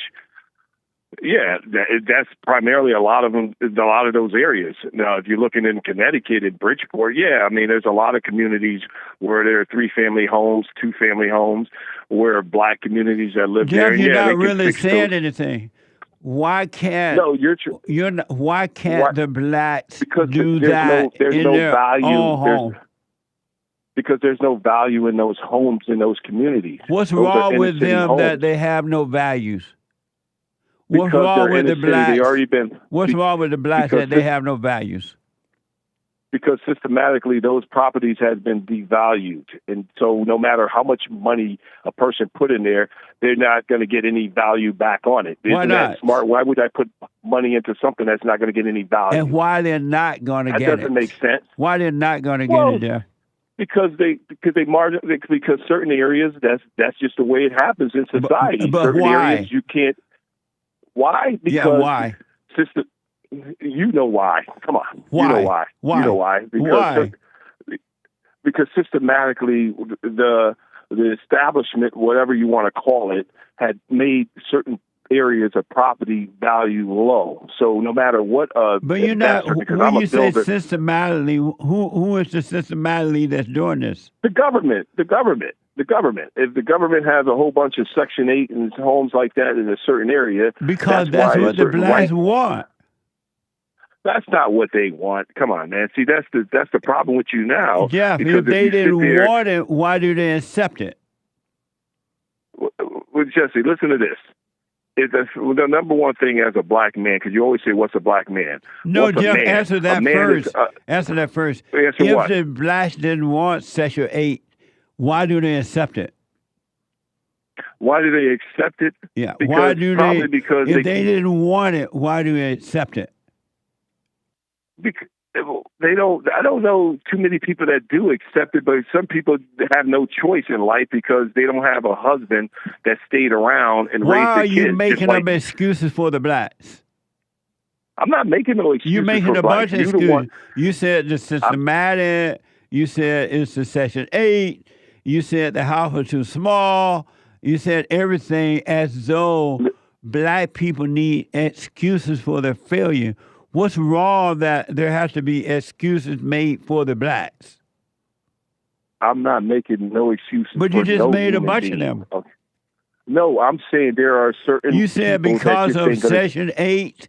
Now you saying because they ain't got no husband. No, I said because you asked me why the property value. Why wouldn't? Why No, do I'm asking you, people why like me can't the move out blacks- of those certain areas? I'm asking why can't the blacks do the same thing the white people do in their own area? They What's do. wrong? They do. don't. They move They out. do. They move out. No, yeah, exactly. They move out because it's a better looking home. Okay, And why And is where- it a better looking home? Because I have acres. So in the inner Now city, you're not going to find a house with. now you're bragging about your stuff. When I'm asking you, Yeah, no, I'm not what- bragging about myself. I'm just telling you. Listen, Jeff. For Jeff. a house. Jeff. Go ahead. What's wrong with the blacks that they can't do the same thing in their neighborhood that the white people do? When I was growing, I lived in Gary, Indiana for a while. And my uncle, I had all my people own their own homes and things. But I had one uncle, he owned a big house, and he had a guest house in the back, and he rented that house out. He rented, he had major property. In the good old days before the civil rights movement, black people used to be independent. They didn't have to move out into the white people neighborhood. What's wrong? And then the civil rights movement came along and all that changed. What's wrong with the blacks? Not all, but most. What's wrong with the blacks that they cannot just take control of their own lives and do their own thing without Section 8, without someone telling them to, without feeling sorry for them or giving them a bunch of excuses? What's wrong with them that you have to give them excuses? I'm not giving them excuses. You are. You I just don't came know up what's with a wrong. bunch of them. I'm not. Listen, you asked about certain people that still are stuck in those situations. Then you ask about a person, why wouldn't they want to live there? Because why do white people move around? White people don't stay in one area. Sometimes they upgrade. No, You but know, they what's wrong only with upgrading your move. home? They only move when the blacks start showing up. Well, I live in a community where I got 50% white and 50% You're talking black. about you so again. Exactly, because that's what I know. You I just don't know one what person. lifestyle I you're talking said about. not all, but most black people move out of the black community the moment they get enough money. Most black people leave. There is no effort to do what the white people do in their community. Why not? Because back in the 1950s, when you were growing up, you were broke, and so you was the broke? one that created that get. Yeah, you was broke. What do you mean I grew was up on a broke? I plantation. wasn't broke. Yeah, you grew up on a plantation, But so I you was wasn't broke. You broke. was living in a master's house. No, I wasn't. You was living in a master house. Was you? Yes, you was. I was So living why in the did you white man's move? house. So why did you move? Why didn't you stay there and let the white man take care of you? Because I Because you wanted to be independent, right? No, Okay, that's so what's not why wrong I with moved. another man doing that? Jeff, let me tell you why I moved. I moved because I wanted to go to Indiana. I wanted to go to California. I wanted to be out on my own and not staying at home and relying on somebody else. I moved because there were. And but that's that exactly why black that men didn't have move. anything to do with what you said, because in those days there were no black ghettos, except for when they moved to Chicago and they Well, I started don't know what relying on pictures the I've been looking government. at. Jeff, thanks for There's your always call. been black ghettos. Thanks for your call, but you're making a bunch of excuses for the blacks. And as long as I you're know. making excuses for them, they're never going to overcome. The worst thing you could do in life, Jeff, is make an excuse. An excuse. I'm never making an excuse for them. You're just But you just criticizing made them people. for the blacks. I'm not making no excuses for no blacks. You You're are. You had a criticizing. bunch of them. All right, Jesse. But I appreciate your call, man. Call me again, all right? You will. I will. All right, buddy. Amazing. 888-7753-77. Don't accept an excuse. And a person with an excuse is a loser. Excuse me, loser. Excuse me, I'm a loser. Excuse me, loser. Don't accept excuses, black. You can do it too. Really, you can do excuses keep you down. And don't let anybody make excuses for you. Super chat. Super. Over on buymeacoffee.com/JLP Talk, Angband Art bought a coffee. I'd like to say this coffee is of love, but I donate this coffee for the thrill of hearing my comment read on the show. All for the thrill. All for the thrill of it, thrill of it, thrill of it. All for the thrill of it, thrill of it. Remember that song? Yeah, although you get the melody wrong and the lyrics wrong. I know it because I can't really get it. I don't see the picture in my head. But I know there's a song called All for the Thrill of It. Not even. What? Thrill of it, thrill of it. You know what it is, Nick? Not even close. Yeah. You're getting there. We are always running for the thrill of it. Thrill of it. Thrill of Yeah. Thrill of it. Thrill of it. Yeah. When two people become that one. When two people become one. That's how it goes. Thank you, Angband Art. You got me blushing. Thank you. Jessica Kerr, 5 coffees. The flip-flop is unreal with Kamala. She just recently at a rally where someone yelled out, "Jesus is Lord," and she said, responding, "You were at the wrong rally." Then she goes on to talking to church. That's a good point. What the? Love you all. You're at the wrong rally when you shout Jesus Lord, but you go to the church and preach. What the? Amazing. Love you all at Bond, says Jessica. Thank you, and thanks for your support. Terry bought a coffee in answer to the biblical question. Why don't you presume others innocent unless proven guilty? I get a thrill from speculating about the evil in others, Jesse. It's a nice distraction from watching the evil in me. Oh, no. cringe emoji. Amazing.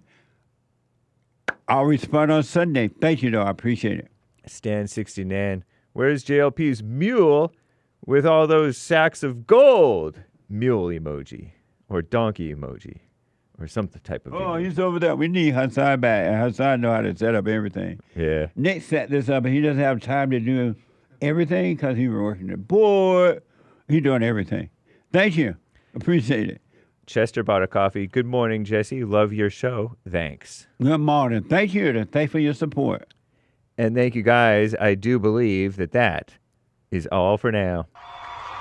Amazing.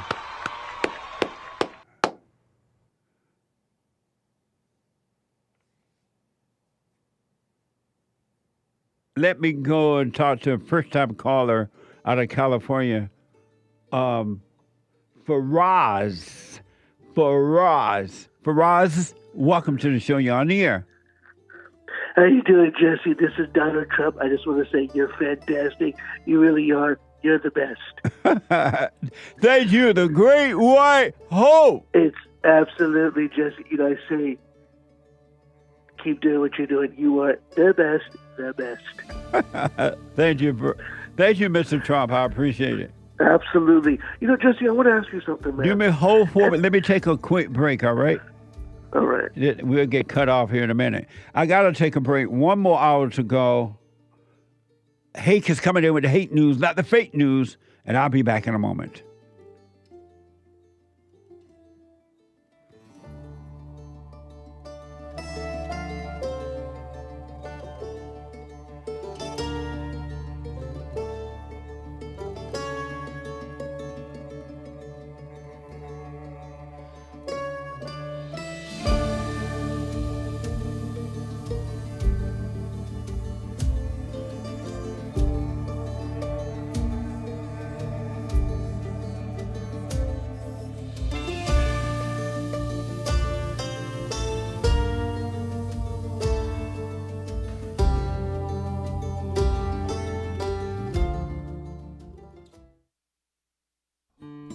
We have a counseling service, and I have to admit, thanks to God, it is the best counseling service on this side of heaven.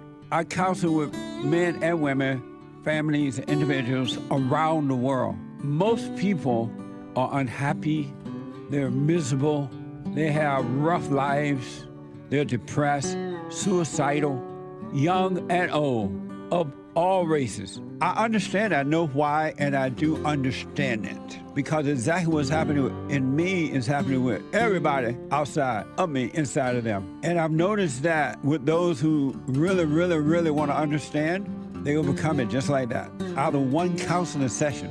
If you need counseling, you can go to rebuildingaman.com or call 800-411-2663. 800-411-BOND. Best counseling service on this side of heaven.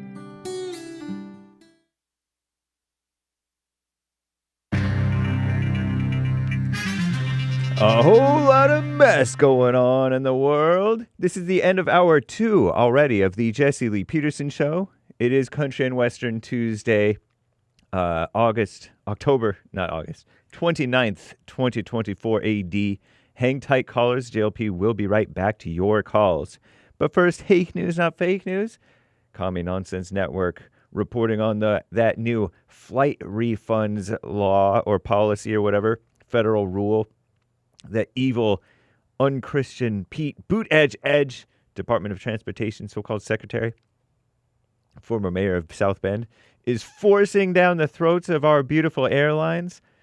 The rule says airlines must refund passengers affected by significantly changed flights within full refunds, not just a voucher, within 7 business days if they bought on credit card or 20 calendar days if they used another form of payment. The move has faced pushback from the airline industry, which is getting the squeeze from the evil government. And the airline industry, admittedly, they're evil, bunch of evil people too, but the government putting these rules, I'm suspect. I'm leery. And it's implemented, interestingly, only a month before the start of what is likely to be a huge holiday travel season. Feels like they're going to turn them into full-blown socialist commie capitalism. What a mess. Middle East. Peace in the Middle East. Israel's parliament has banned the evil UN, Palestinian Refugee Agency, despite international outcry. Based. The new laws prevent the UNRWA, refugee from operating in the country, a move that the UN chief warned could have devastating consequences for millions of Palestinian so-called refugees living in areas under Israel's control. The move follows an intense Israeli campaign to dismantle the UNRWA, as the Jewish state's relations with the UN have reached an all-time low. And didn't the UN found Israel? They founded Israel. Now the UN's turning on them? Make up your mind, evil UN. Amid the ongoing war in Gaza, nothing UN does is right? Israel previously accused UNRWA staff of taking part in Hamas's October 7th attack. Remember that? I remember it was like a handful of them were members of Hamas or something, allegedly, which the agency strongly denied, but they named a few, I forget. Meanwhile, Israeli strikes in eastern Lebanon, targeting Hezbollah, has killed dozens of people in some of the deadliest attacks of the Israel-Hezbollah war, so said Lebanese officials. Do the Lebanese disavow Hezbollah? I don't know. Haven't heard. I assume so, but I don't know. Tropical storm Trami swept across the northeastern Philippines last week. You heard about this perhaps last week on Hague News, inundating entire towns with severe flooding, triggering deadly landslides in what was the deadliest and most destructive storm to hit the archipelago, whatever that is, but it's a cool word. I like that name. So far this year, I think it's a series of islands, maybe. Nearly 130 people have been killed, and at least 30 are missing as well. So said the country's disaster relief agency. Authorities now racing to deliver relief to remote communities, particularly those in the hardest hit Bicol region, Bicol. Pardon my mispronunciation if so. Ahead of another powerful storm that could soon lash the region again. The death toll around the country continues to rise as blocked roads, choppy waters, and strong winds make it risky to reach rural areas by land, sea, and air. What a mess. And by the way, Steve Bannon, just released from prison, so-called right-wing podcast host and chief executive of Donald J. Trump's 2016 presidential campaign. Also, he was head of Breitbart for a while, Breitbart News. He's interviewed JLP, or talked with him. Released from federal prison 2 days after serving his full 120-day sentence for contempt of Congress. When is Eric Holder going to prison? What a mess. According to a source with knowledge, expected to retake the helm of his right-wing media platform. I'm James Hake. Now back to JLP.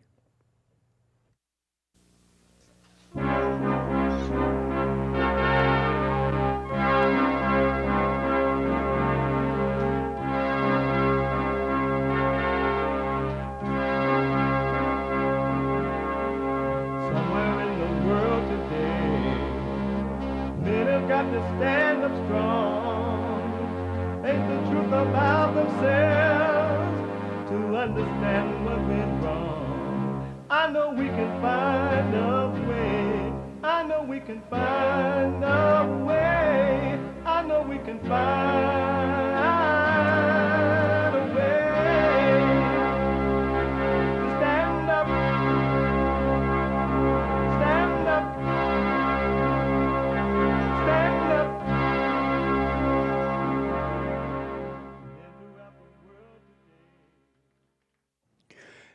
Uniting the races with truth instead of dividing them with lies.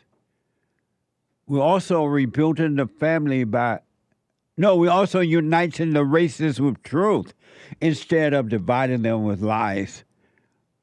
Welcome to the second hour of the show. I'm Jesse Lee Peterson. You can get involved by calling 888-7753, 773, 888-77 Jesse, JESSE, Jesse. I'm thinking about something else. So I'm not on what I'm supposed to be doing. I'm thinking about that song, Walking on a Dream. We tried to remember that song earlier. And it's Walking on a Dream. All for the thrill of it. That song is amazing. But anyway, you can get involved by calling 888-7753. 773-888-77-JESSE. My biblical question, why don't you presume others innocent unless proven guilty? Why don't you presume others innocent unless proven guilty? Why? You can listen to the show live anywhere you are, whatever you're doing. Anywhere you are and whatever you're doing, you can listen live on your iPhone or iPad. No matter what you're doing, you can podcast too. But if you're working out, running down the road, you're on the freeway, you're mad, and somebody just gave you the finger, and now you're shooting at them, and they're shooting back at you, and then you kill them. Or at least one get killed, as it did yesterday in L.A. You got to let this anger go, because this road wage is out of control now. Everybody mad. But anyway, you can be listening to the show on your iPhone or iPad by calling 605-615-4131. 605-615-4131. All right? And to donate and have your comments read out loud, go to Buy Me a Coffee. BuyMeACoffee.com/JLP Talk or Bond JLP Cash App. It's Tuesday. It's the last hour show on Tuesday. Every Tuesday is country. You gotta love. I don't like country western music as much anymore because it's all DEI now. But country and western Tuesday. Bring back, oh, bring back my country to me.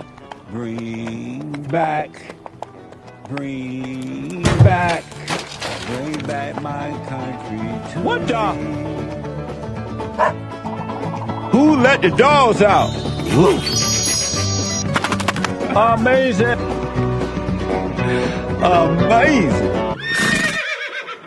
Amazing.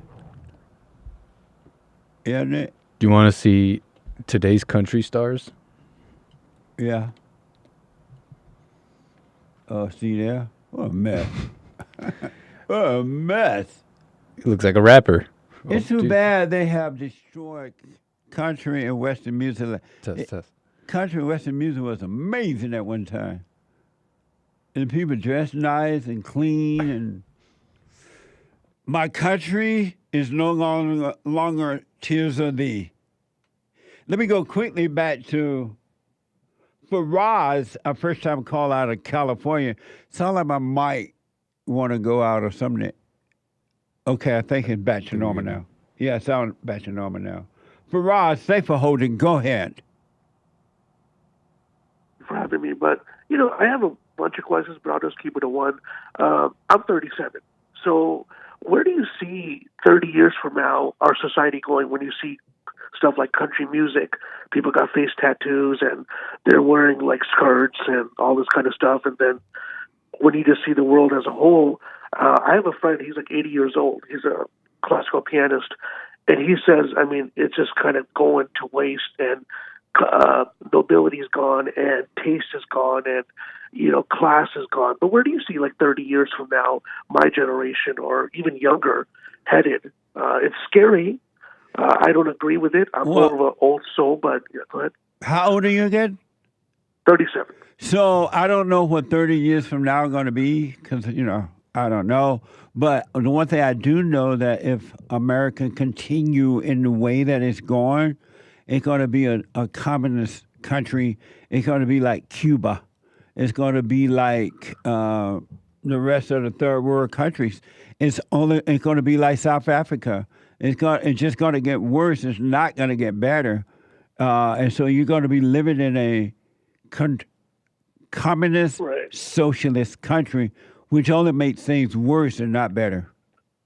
Yeah. And real quick, I'm going to ask you this. Look, man, when you see generation after generation of people, the fathers not being there, people not going to school or not getting a job or working dead-end jobs or people committing crimes and, the hood being the way it is or things not evolving, would that ever change as a whole with the big world we live in with 8 billion people and growing? Can things ever really get to utopia? Can it ever get to a place where never, right? I mean, right.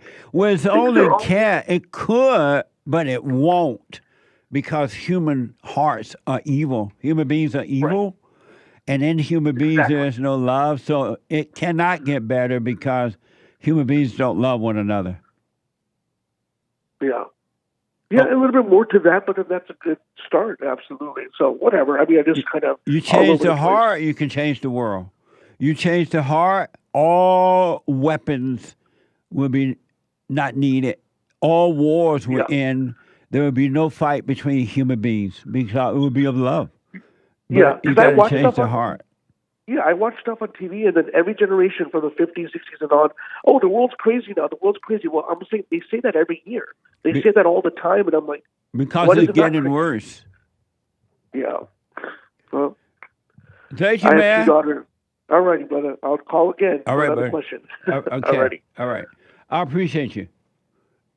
888-7753-773. Let me go and talk to, is it Romeo? Ramo out of California. Ramo, welcome to the show. You're on the air.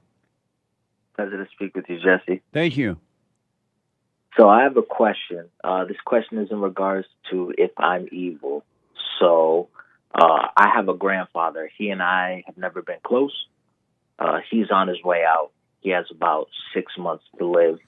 I'm on the West Coast. My family's on the East Coast. I moved out here around 2019. Anywho, he's on his way out. He and I were never close. He exposed me to some evil when I was younger. And he wasn't necessarily the best guy. So basically, I don't really feel any sympathy towards him dying. And I feel that also him dying would be a great relief towards my mother because she's kind of looking after him as a caretaker. So I just want to know if you think that it's evil to not feel sympathy or not feel any closeness or, not necessarily care about his demise. So you feel no sympathy toward him? No, because he had many chances. Have you forgiven him? I have. Did you tell him? No. And why do you say you have if you have not told him? Why not? Why haven't you told him? I never really thought of it. The last time I spoke to you was a couple weeks ago. I forgave my mother, but him in particular, I never really thought of it until now. It would be pointless because he can't really communicate. Why would it be? How is that pointless? Because he can't communicate. Well, he wouldn't understand what I'm saying to him. And you asked me if I thought you were evil for not having sympathy for him. Yes, Yes, yeah, you're evil. Okay, and why is that? Because you have not forgiven. Interesting. And not only do you not have compassion for him, you don't even have it for yourself because you're refusing to give up evil. So you can't have it for him or anyone until you can have compassion for yourself. I understand that. I do have a lot of bad addictions. So you see that Yes. And I did FaceTime my mother, and I did forgive her. But if you haven't forgiven your grandfather, you have not forgiven your mother, because you can't forgive one and hate the other one. You're right. And I mean, like in my mind, I have forgiven them both, but still, but your there's mind is a time. lie. There's no truth in your mind. Right. Because when I spoke with my mother, I thought I forgave her, but then a few weeks later, she said something that invoked rage within me. Right. And I still have that rage. Because So you is it a have not process? forgiven. That's why you have not forgiven your grandfather either. Why don't you forgive before he expires? How do I do that, Jesse? Apologize to him for resenting him. And I mean, I did that with my mother, but for some reason, I still feel that I had one of the greatest conversations I've ever had with my mother. I really did lay it all on the line, and it was a good conversation. And you told her But you were she- sorry for hating her? Yes. And so... And I was hard. Go ahead. Yeah, I was harboring hatred towards her, and it was a good conversation, but a few weeks later, she reverted back to her old ways, and then I sort of did the same. Well, because you have not truly forgiven her, because just because she converted back to her old ways, she didn't change. You were the one that's supposed to be changing, because you saw that you were evil by having anger, and you went and forgave. And it wasn't based on her at all. Forgiveness is never about whether someone else changes or not. It's about you overcoming evil within yourself. I understand. And could it be done like at the flip of a coin, or does it take time Could what be done as flip up a coin? to truly forgive your mother, your father, your grandfather? The moment Truly you forgive. see that you're angry and you go and forgive, you're free from that. Well, really, the moment you see it, but when you go and forgive, you're drawn into the kingdom as well. So if I do forgive, and then a week later, like something invokes me to still have that rage, then I never really forgave in the first place. A forgiving person would never do a if. Got it. Once you forgive her, and you will overcome evil, because you will no longer identify with it. You wouldn't call it you. And because you stop identifying with the spirit of it, will be taken away from your imagination and your heart. Right. Because it's deep in there. It's like 31 years of letting spirits dance within me. So it's. Are you doing the silent prayer? No, sir. But so how you go? How will you be free if you don't stay present? That's true. No, that was a question. No, yes.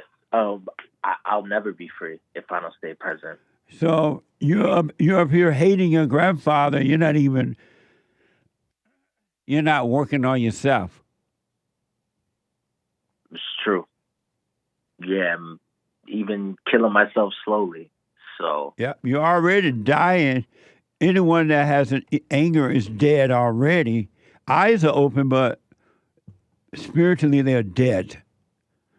And so I would suggest, do what you want, that you call your grandfather, FaceTime with him, and your mother, and forgive, and start and just continue to work on you. That's true. It's tough. I mean, my main spirit is liquor itself. What do you recommend for alcoholics? What do you mean by your main spirit, liquor? What does that mean? They call liquor spirits. That's like one of the nicknames for it. But liquor is not a spirit. I hear you. I feel like it brings the liquor more. I'm sorry? Yeah, no, it's I feel like it opens me more to spirits. I feel like I'm more negative, or I'm susceptible to more anger when I'm drinking. But that's not because of the liquor. It's because your heart is evil. The liquor has nothing to do with that. You're just using alcohol so that you don't have to go through the death of the ego. You don't want to face the pain that you have to go through. So the alcohol is not the issue. It's your evil heart. Wow. Yeah, that's true. It is a nice distraction from everything. Yeah. You got to, in order to have a life, you got to lay down that life, that false life of the anger and the ego, the emotions, and you're going to have to work on you. Forgive your father. Your grandfather and your mother. You just like you can help yourself, but hate them. They can help themselves, but hate whomever they hate, their parents, and whatever happened, they can help themselves. The same spirit that's driving you is driving them. You're not in control. Someone else is driving your car. You're in the back seat. And the best way to take control is just forgive. You got to see that you're wrong for being angry, that you're evil. Every human being is evil, and they don't want to see that they're evil. They would rather think of themselves as being good. You always hear people say, oh, I'm so good. I'm a good mom. I'm a good father. I'm a good this. No, you're not. You're evil.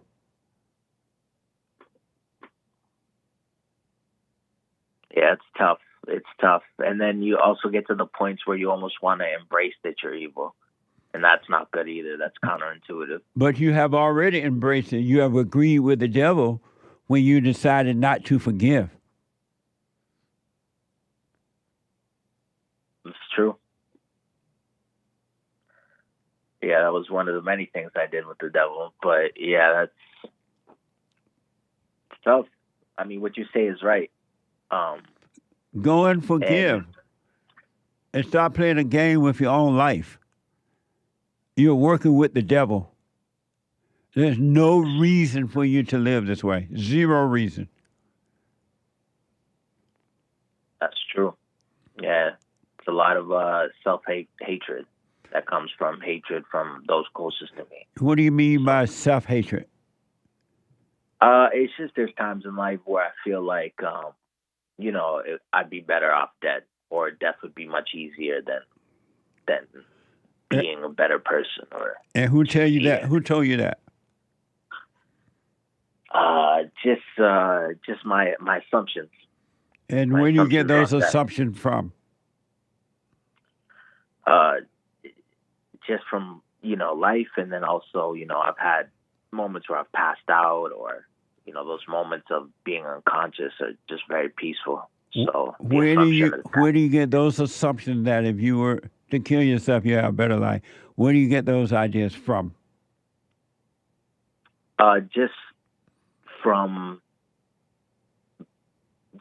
basically brainwashing, and also my own personal experience, but just thinking that anything would be better than life.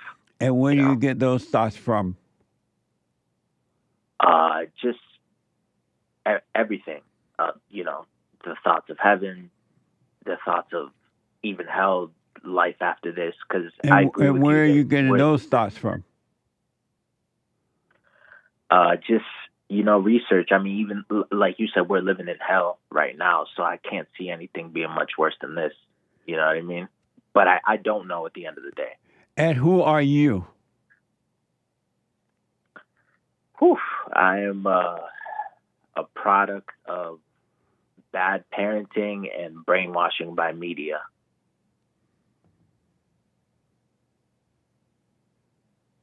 And brainwashing by inner city. Are you black? No, sir. I'm half Greek, half Moroccan. Oh, so who are you? I am someone who doesn't know who he truly is. Someone that has ideas, but someone that doesn't really know. And so then, and that is true. So why do you say you get these thoughts to kill yourself when there is no you? That's true. I feel like I get No, those that thoughts was a question.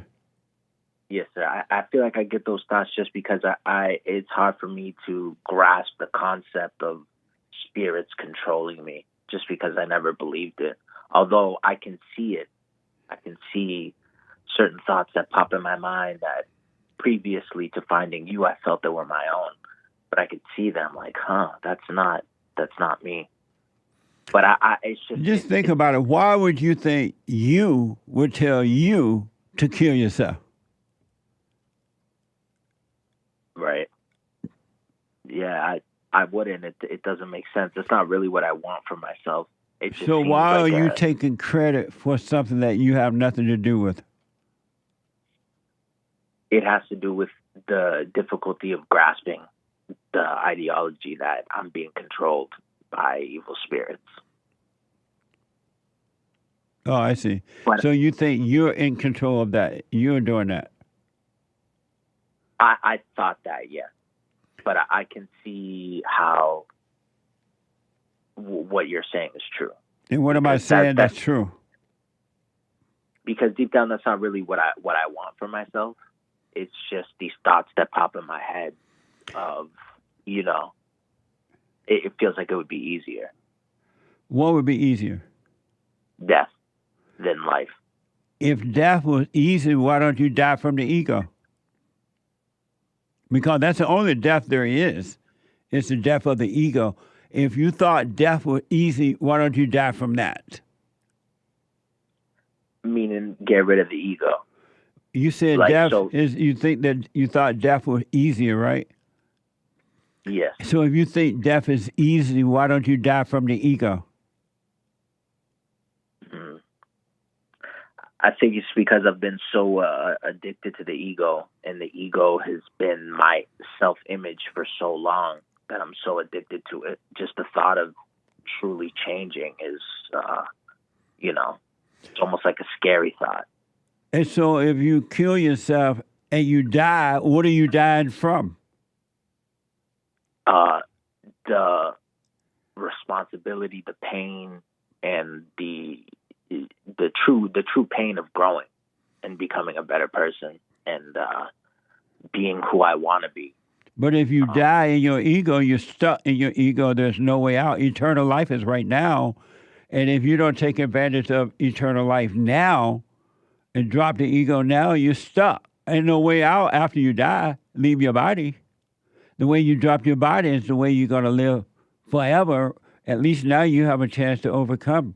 Why don't you take advantage of that and work on yourself so you can let go of the false identity? So do you mean like when I die, I'll still be trapped in my ego? Absolutely. And there will be nowhere. Thought. What? That's a terrifying thought. You think it? Look how terrifying it is to die from the ego while you live. Just imagine once you drop your body, you find out you're stuck. Ain't no way out. Hell is yours forever. That's so wild. It's just so. Do you feel I'm possessed by evil spirits? No, I know you're possessed by evil spirits, and you believe in the lies, and you're calling those evil spirits you. They're so good, Jesse. They're really good. Sometimes they'll let me get ahead, they'll let me play around, and then they'll always bring me back in, Because they never let you get ahead. They deceive you. Mm-hmm.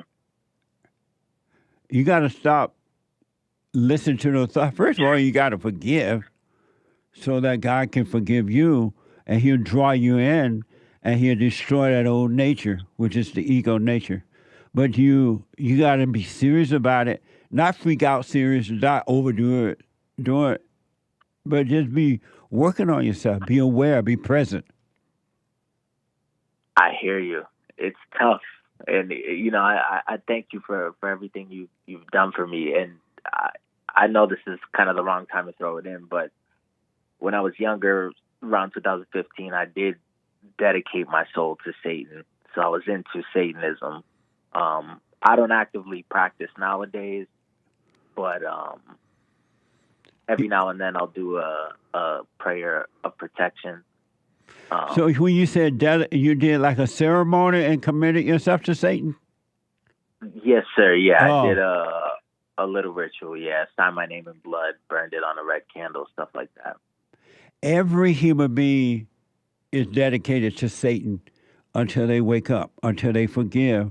So you're not the only one. You may have gone through the ceremony, but the Christians went through the ceremony of going down and accepting Jesus. They learning the Bible, or worship Allah Abba, or worship this and that. They all have given a personal ceremony and dedication to evil. That's why they say anger is good, because they have accepted Satan.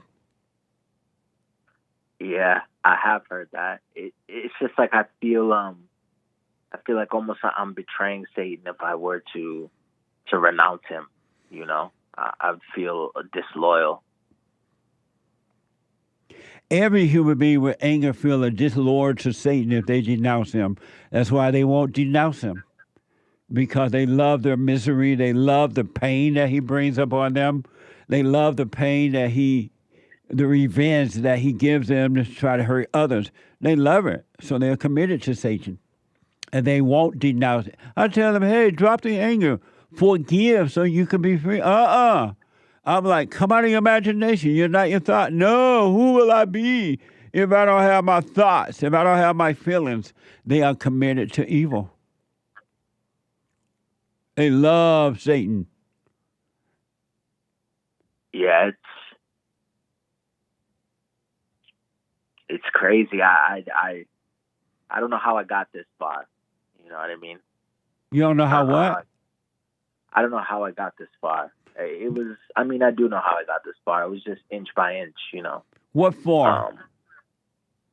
Like to this point, you know. Of what?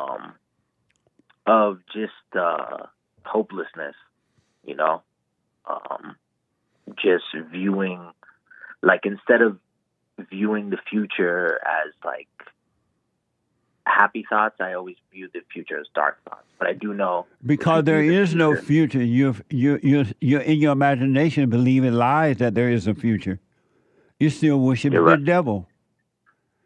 You gotta be, if you want to be free, you gotta practice being present, not in your head thinking about the past or the future or whatever has happened or whatever will happen. You literally gotta practice staying present and stop loving your hell. That's true. Yeah, the hell is just distracting from actually bettering yourself. How old were you when you went and did a ceremony to Satan? Early 20s. And why did you do it? I wanted a cheat code for life. You got it. Yes, sir. Because Satan is definitely cheating you out of life. Yep. Hold on. 888-7753-7732. Treasure chest is now open on D-Live. And I'll be back in a moment. So I asked the question, are you better than a child molester? I've discovered over the 30 years of counseling, the one thing that's missing,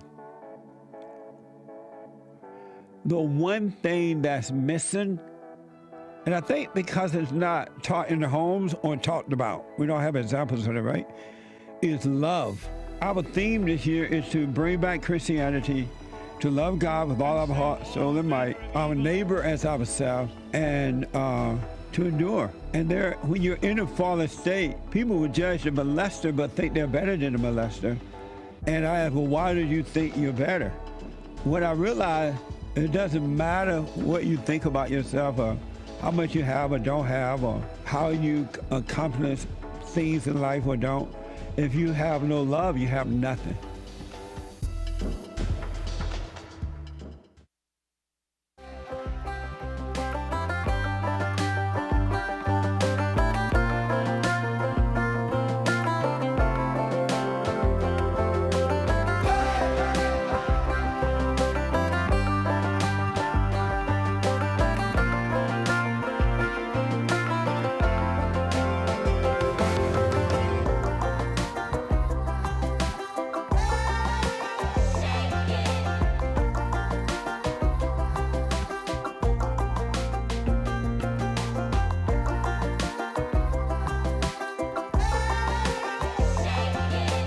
Okay, the Hake Report is coming up at the top of this hour.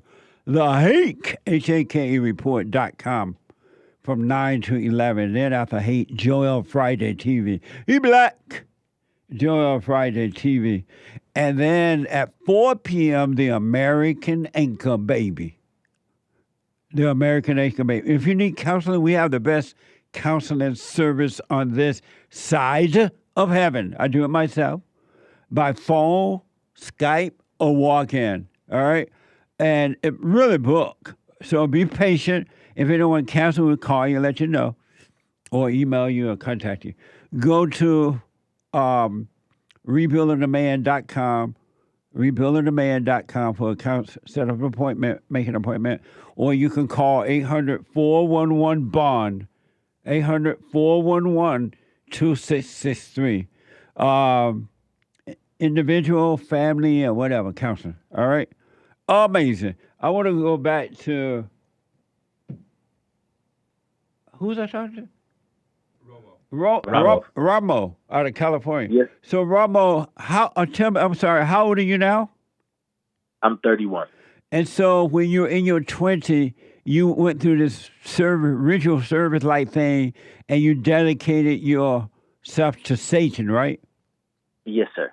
And don't tell the people how you found the information to do that. But were you by yourself, or did you do it with a group of people? I was by myself. And what made you do it at that time? Originally, it started out of like a desire for attention, but then the more I read upon it, I found it very interesting, and there was a lot of research, so on and so forth. I learned how to meditate, put myself in a trance, stuff like that. So that really intrigued me. But mainly, I looked at it as a cheat code for life. Wow! And so once you did it, did you feel one with the devil, with evil?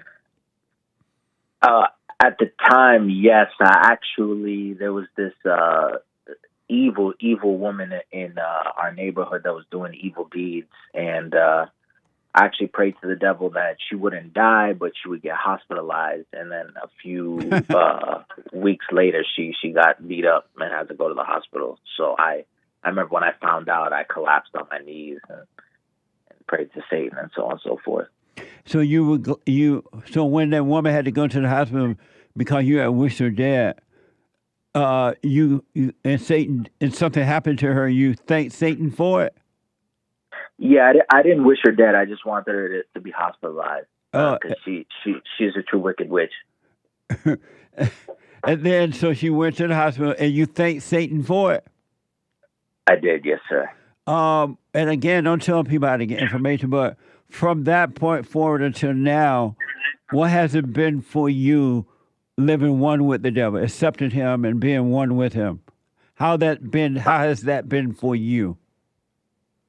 When I was actively meditating and actively doing satanic rituals, it was well, but I strayed away from it, and I don't do that anymore. And my life has been hell ever since, and it's only getting worse. And why did you stray away from it? I was doing meditations that became very intense. Like I would have visuals, and I started getting basically scared of it, and I couldn't clear my mind like I used to when I was younger, and I just got distracted by worldly pleasures. And how did Satan feel about you straying away from it? I don't think he was very happy with me, to be honest. And why not? Why do you think he wasn't happy with you? Me personally, I feel like a fraudulent Satanist, kind of like that guy that you had on The Fallen State, the guy that said he was a Satanist but doesn't actually believe in Satan. Right. It's like saying that you're gay but you're straight. Doesn't make sense. So I feel like I feel like I'm a disgrace to real Satanists. Oh, and so do you want to overcome him, or you want to go back to him? Though you never left.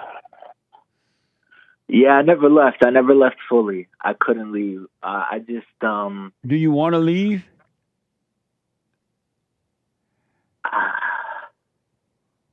I want to be happy, Jesse.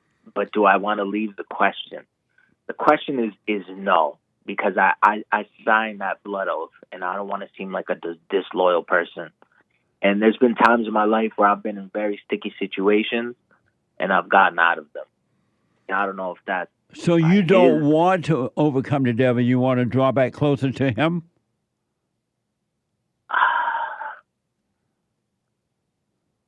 I mean, in a way I do. In a way I want to see if I devote myself to Satanism, how my life will change. Amazing. One last question, then I'm going to have to run because everybody and the mama want to get in. Yes, sir. Blah, blah, blah. And so, like, when you stop, even though you never stopped, you just thought you had, how's your life now? It is it's good in regards to, like, pleasures, but bad in regards to anything that's actually good. Give me an example of what you call good. I have a girlfriend that is a very good girl for the most part, 27 years old. She's only had sexual relations with me. So I'm given this gift of her. Granted, her and I don't get along. She voted for crooked Joe Biden. I can't really rock with that. She's brainwashed in that regard, but still her and I can discuss it. But, yeah, just pleasures. Like, I can go out and I can, seek earthly flesh and do all that stuff. But bad in the sense that I have no purpose and I'm kind of living my life. But do you know that you have never left Satan, and the reason your life is that way even now? Because you have not. Satan is a deceiver. When you were young, he pretended that he was giving you salvation, but he was only giving you hell. And now that you are acting a little bit like you might want to overcome it, he's giving you even more hell. He's deceiving you. Even with the idea of pleasure, pleasure is from evil. All that pleasure stuff he's giving you is from him, and he's doing everything he can to deceive you. You have never left him. That's true. Yeah, over 2 years ago, I had a girlfriend pass away, so that was very big for me. And it just kind of made me dive darker, not into Satanism, but more into my own darkness. Yeah, which I guess could be satanic. And too. So then I got to run. I can't keep talking. Do you want to overcome the devil, or you want to stay one with him? I want to stay one with him. Oh, okay. Unfortunately, I mean, I don't know if it's unfortunate. I don't know. I'm not God, so I don't know what's right, what's wrong. Well, you're never going to know as long as you worship darkness. But I understand if you want to stay with it, that's your choice. But you will regret it, for sure. I understand, sir. Thank you, Jesse. Thank you for your time. But I wish you well with that, man. Thank you, brother. I'll be calling in again. All right, call me again. Thank you, brother. All right. 888-7753-773. Let me go quickly to JAMEEL out of Canada. JAMEEL, welcome to the show. You're on the air. How are you doing, Jesse? Good to talk to you again. You too. Thanks for calling. Yes, I just wanted to call and I had a couple of things, but I called in specific because something happened the other day and it made me think of you. It actually made me take a hake too. It made me laugh. It was about the Jesus is not God topic, And do you believe Jesus is God or not God, or the Son of God? Jesus is the Son of God. He is not God. And why do you say he's not? Well, Jesus said himself. So what the video, he said it himself. He said, I need to take time for myself to go and talk with my Father. Right. That's what he said. Yeah, that's what he said. I was watching a video, and he said, if you do the works of my Father, you are my brother, my sister, and my mother. That's what he said. And I fell asleep the other night, and I woke up, and my phone was playing because I left it playing. And I woke up to, there's a show that I like to watch.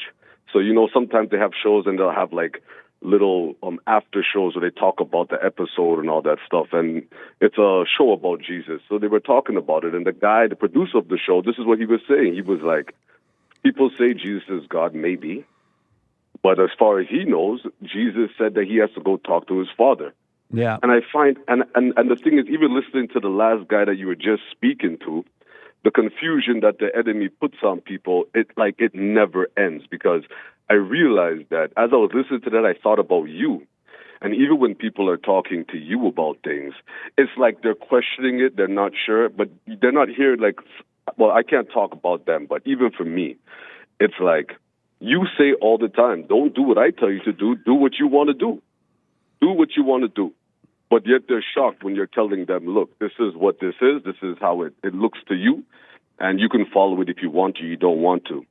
And I realized that this path that you talk about, it's for lack of better terms, it's a very lonely path. You can't take anybody with you. When you're on it, you start to see what's happening around you, because I have family members that they worship Jesus. They worship the pastors at the churches that they go to. Well, let me ask you this because of time. Are you overcoming your hell? Yes, I'm overcoming it. Yes, without question, I'm overcoming it. Right. I'm overcoming it because I'm able to be more conscious than I ever was in my life. I'm aware now of not just what's happening outside of me, but what's happening inside of me. And I realize, you know, that if I get angry with somebody, they didn't do anything to me. That was waiting to come out yesterday. It was just waiting. Yeah. It was just waiting, you know. And just real quick before you leave, one of the ways that I noticed that, it was a couple of days ago, I went to a restaurant. And I went to go buy food, and I bought my food. I sat down, I ate it, and I frequent this restaurant pretty often. And then I asked to use the bathroom, and then this guy came. I said, "Do you mind if I use the bathroom?" He's like, "No, the bathroom's closed for the rest of the night." The owner knows me though, so he looks at me. He says, "No, he could use the bathroom." The guy goes, "I'm sorry," and I realized I started getting upset with the guy. Because I'm like, I bought food, you saw me eating the food, and now you're denying me the bathroom, knowing that the bathroom is open. You just didn't want to go in there and help me do it. And it just brought me back to even when you guys were talking about the tips and stuff like that with the restaurants and everything. I realized I was upset. I was upset with this guy, and here's the truth. I'm a grown man. I should be cooking for myself anyway in my home and use my own bathroom. Well, and so let me ask, because of time, what did you do when you saw yourself get angry? Well, I went to the guy and I said to him, you know what, when he was giving me, because he went to give me the key to go open the bathroom, but then I said, you know what, I don't want to take it from you. I don't want to use it anymore. And I just walked away. I walked away. And but that was the wrong thing to do. No, it was, no, well, that's what I'm saying. I realized that I was upset to begin with. If I saw that I was becoming upset and it could only get worse. So if I had stayed there, I was like, I don't know, how far this can escalate. So I just said to myself, I got to go home and use my own bathroom. And as I was walking home, I realized everything that I did was completely wrong. Everything was wrong. But because I'm working towards overcoming my hell and being aware and conscious, I was able to see, you're absolutely correct, Jesse, what I did was wrong. How I responded to him was wrong. I didn't feel, and the thing about it is the thrill feels so good as you're going through it. Yeah. Because I'm looking at him and I'm like, you can't do anything to me, Well, let me just say this: next time anger come up like that, don't react to it at all. Just see it. Don't take the key and go to the bathroom. But see the anger, but don't do anything about the anger, and then it'll be taken away. Seeing it is what takes it away. No, absolutely. But take no other action. No, you're absolutely right. And I appreciate you even pointing out that action was wrong, because I recognized it too. Yeah. And I realized too that I was upset with him with things that happened in other restaurants in the past. But I realized that as a man, honestly, I like to cook even. So why am I out here doing this? Why am I out here, spending this money? Why am I upset when people tell me to tip them what they want me to tip them? Yeah. Well, I wouldn't have that issue if I just go and cook for myself, So that's right. Yeah. Thank you for your call, brother. Call me again. I appreciate you. Thank you. All right, you too. I appreciate it. Okay. All right. Okay, bye-bye. Bye. Super chat. Super. Super chats. Over on Rumble, a Rumble rant from J1D2. LOL. Lots of laughs. Jesse, put your cart back. Laughing face emoji. JK. Just kidding. Wishing you well, my man. Thank you. So you know, I realized Hate said something about the cart yesterday on his show, I believe.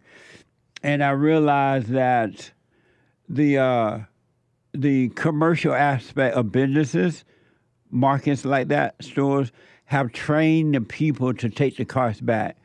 And as a result of doing that, they don't have to pay big salaries. They don't need as many cart boys to go out and get them because they have deliberately and intentionally trained the people that if you don't take the cart back, you're not a good person. You're being used and don't know it. Isn't that amazing? Yep. They literally trained the people to take back their cart, and if you don't do it, there's something wrong with you. And if you do it, you're a good person, and the other person that's not doing it is a bad person, and you don't know that they're doing it because they're trying to save money, make money, and they're using you. That is insane, but I understand it. Joel said he's lazy. I think he's calling you lazy. Is he calling me lazy or he lazy? Are you calling me lazy for not doing that, Joel, or are you lazy? Joel, he black. Okay. Manuel, a very generous 10 coffees, walking on a dream, Empire on a Sun. Empire of the Sun? A thrill of it song you were singing. All for the thrill of it, thrill of it. I sent a Twitter clip to Omid's email and producer something. It says you all who don't return your car are lazy. No, see, they got you thinking we're lazy. Amazing. But anyway. I sent you guys a clip of Trump listing 6 things to do, reminded me of your message of forgiveness and not competing. Oh, I saw that. That was deep. Yeah. I may play that one day on the show. Maybe tomorrow. By the way, Doyle, my friend Doyle called, and Earl Hutchinson called. Yeah. And Doyle, I know you left your number, and I don't know if my producer wrote it down wrong or you accidentally gave the wrong number. But I tried to call you back, so I need you to call again and leave your number. Doyle, my friend Doyle from way back when. And also Earl Hutchinson. Call 323-782-1980. 323-782-1980. I tried to call you guys back, but the numbers... Well, I don't think Earl called yet. But with Doyle, the number was wrong. My producer said he's not sure what happened. Thank you. But thank you. Thank you, Manuel. Very generous 10 coffees. Thank you, Manuel. Aries 1 with a diamond, no message. Thank you. When you said overcome your anger, road rage is out of control. Yeah. On X, Dirt Dog 187 asks, how? What is your advice? I live in California. About how to overcome the anger? Yeah. See that you have it and knowing that it's evil. You're wrong for being angry. Forgive your mother because she has recreated you in her image. Any man that has anger is a woman. He has the nature of a woman, his mother. Forgive her and forgive your father for not protecting you from her, and God will cause you to return to the Father, and he will give you back your original nature, which is of him. But you got to go and forgive. And do the silent prayer, rebuildingtheman.com/prayer, and practice stand present instead of lost in your imagination. I wish you well. Thank you. Lord Healy on X says, slow drivers who stay in the passing lanes are all sinners who are headed straight to hell. It used to be like amazing when I would see those very slow drivers in the fast lane, and they going slow. I'm like, what the? Amazing. Thank you. You don't like country and western? It's all DEI. What do you listen to, Mr. Peterson? Asks Hopo Lane. I don't really listen to music anymore, to be honest. And not because I think it's bad or anything, but I just don't listen to the radio anymore. All right, but thank you. Nice. Yeah. Jake says, I often wonder if Jesus did the silent prayer when he was here on earth instead of praying through his mind. He did. He stayed present. He stayed present. And that's what he's encouraging you to do. Pray without ceasing. Simply means stay present rather than lost in your imagination. Every thought is a lie. Come out of your imagination. Those thoughts are not yours and they're not from God. Amazing. Thank you. Shout out to the top contributors on D Live: Aries 1, Stan 69, Games for Rec, Wolf 336, Misty, Kid Combo 1.0, Groovy Monkey, Army Ann, and the rest of the supporters on the D Live crew. And thank you guys. I do believe that is all for now. Amazing. Thank you. Wasn't there a movie or a song called Play Misty for Me? Maybe. Something like that. Let me go to Keith, a first-time call out of Tennessee. Keith, welcome to the show. You're on the air. Hello, Mr. Jesse. Hey, Keith. I was calling in today because I listen to your show often, and I'm a Trump supporter somewhat. But it's beginning to worry me with the Elon Musk just appearing out of nowhere. And when I listened to his speech, he was talking about getting a government agency, efficiency agency, I think it was called. I think that's a lot of power for Elon Musk to garner. And I'm wondering why Trump would do something like that. And it's similar to what a Democrat would do. And I'm just wondering why nobody on the right is talking about it. Well, what Elon Musk want to do is to get rid of the power of the government. The government is too big now, and as a result, it's like totally controlling the people. They give you everything, and then they control you. Elon Musk, he want a smaller government. That's what he's referring to. I understand that, but we know people lie. And if we give him that much power, after he's gone and someone else takes over his position, who knows what they could do with that much power is what I'm saying. Well, if he's successful at creating a smaller government, then we the people will have the power. We will have back the power, and then if someone else get in there when Elon leave, and they try to rebuild the government, make a bigger government to control us, then people would say no to that and vote those people out and vote in people who will work for us and not against us. I understand it, but his operation is better than NASA, and so he's basically private. He's a private person. He's not government. He's not held to what the people want. And that's why we want him in the government, because we want private people that know how to run businesses, know about how to keep taxes lower. Donald Trump is not a politician either, and look what a great job he did when he was there, and the job he would do now when he come back. Elon Musk is the same way. We don't need all these lawyers and these people that's in there for the power and money for themselves. I think you won't be disappointed once you see what he does. But the efficiency agency, it sounds like you want to control the government. No, it just means he wants a smaller government. He does want to get rid of big government and bring back the small government so that it can be we the people. Keith, I am totally out of time. Call me again. All right. Thank you, Mr. Jesse. You're right. And vote for Trump. I will. All right. I am so out of time. I am out of time. The Lord is willing and the creek don't rise. I'll be back tomorrow. Get on that straight and narrow. Stay there. Just stay there. You're going to be surprised what you find out about yourself, and you'll become free. All right? Amazing.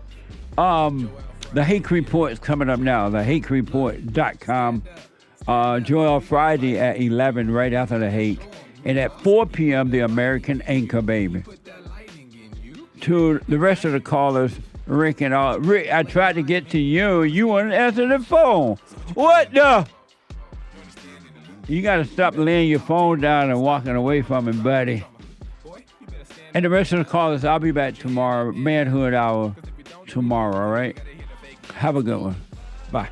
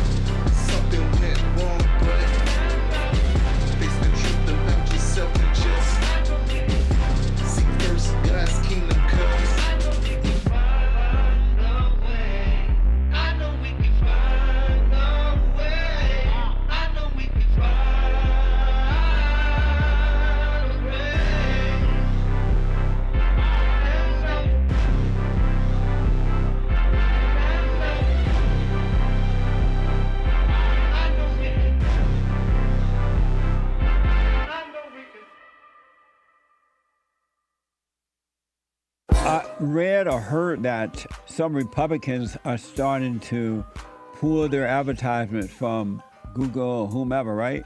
Because so many conservatives are being shut down, discriminated against, shadow banned, and all that kind of stuff. So conservatives are starting to fight back. It is happening to us too. I was just taking it one day at a time. But you could go to jlptalk.com and find all the ways to support us. You can check out rebuildingdemand.com and support our nonprofit organization. You can call 800-411-BOND, 800-411-2663. And don't forget to like, subscribe, follow, share, and Sunny. And also, we have thefallenstate.tv. Ring the bell.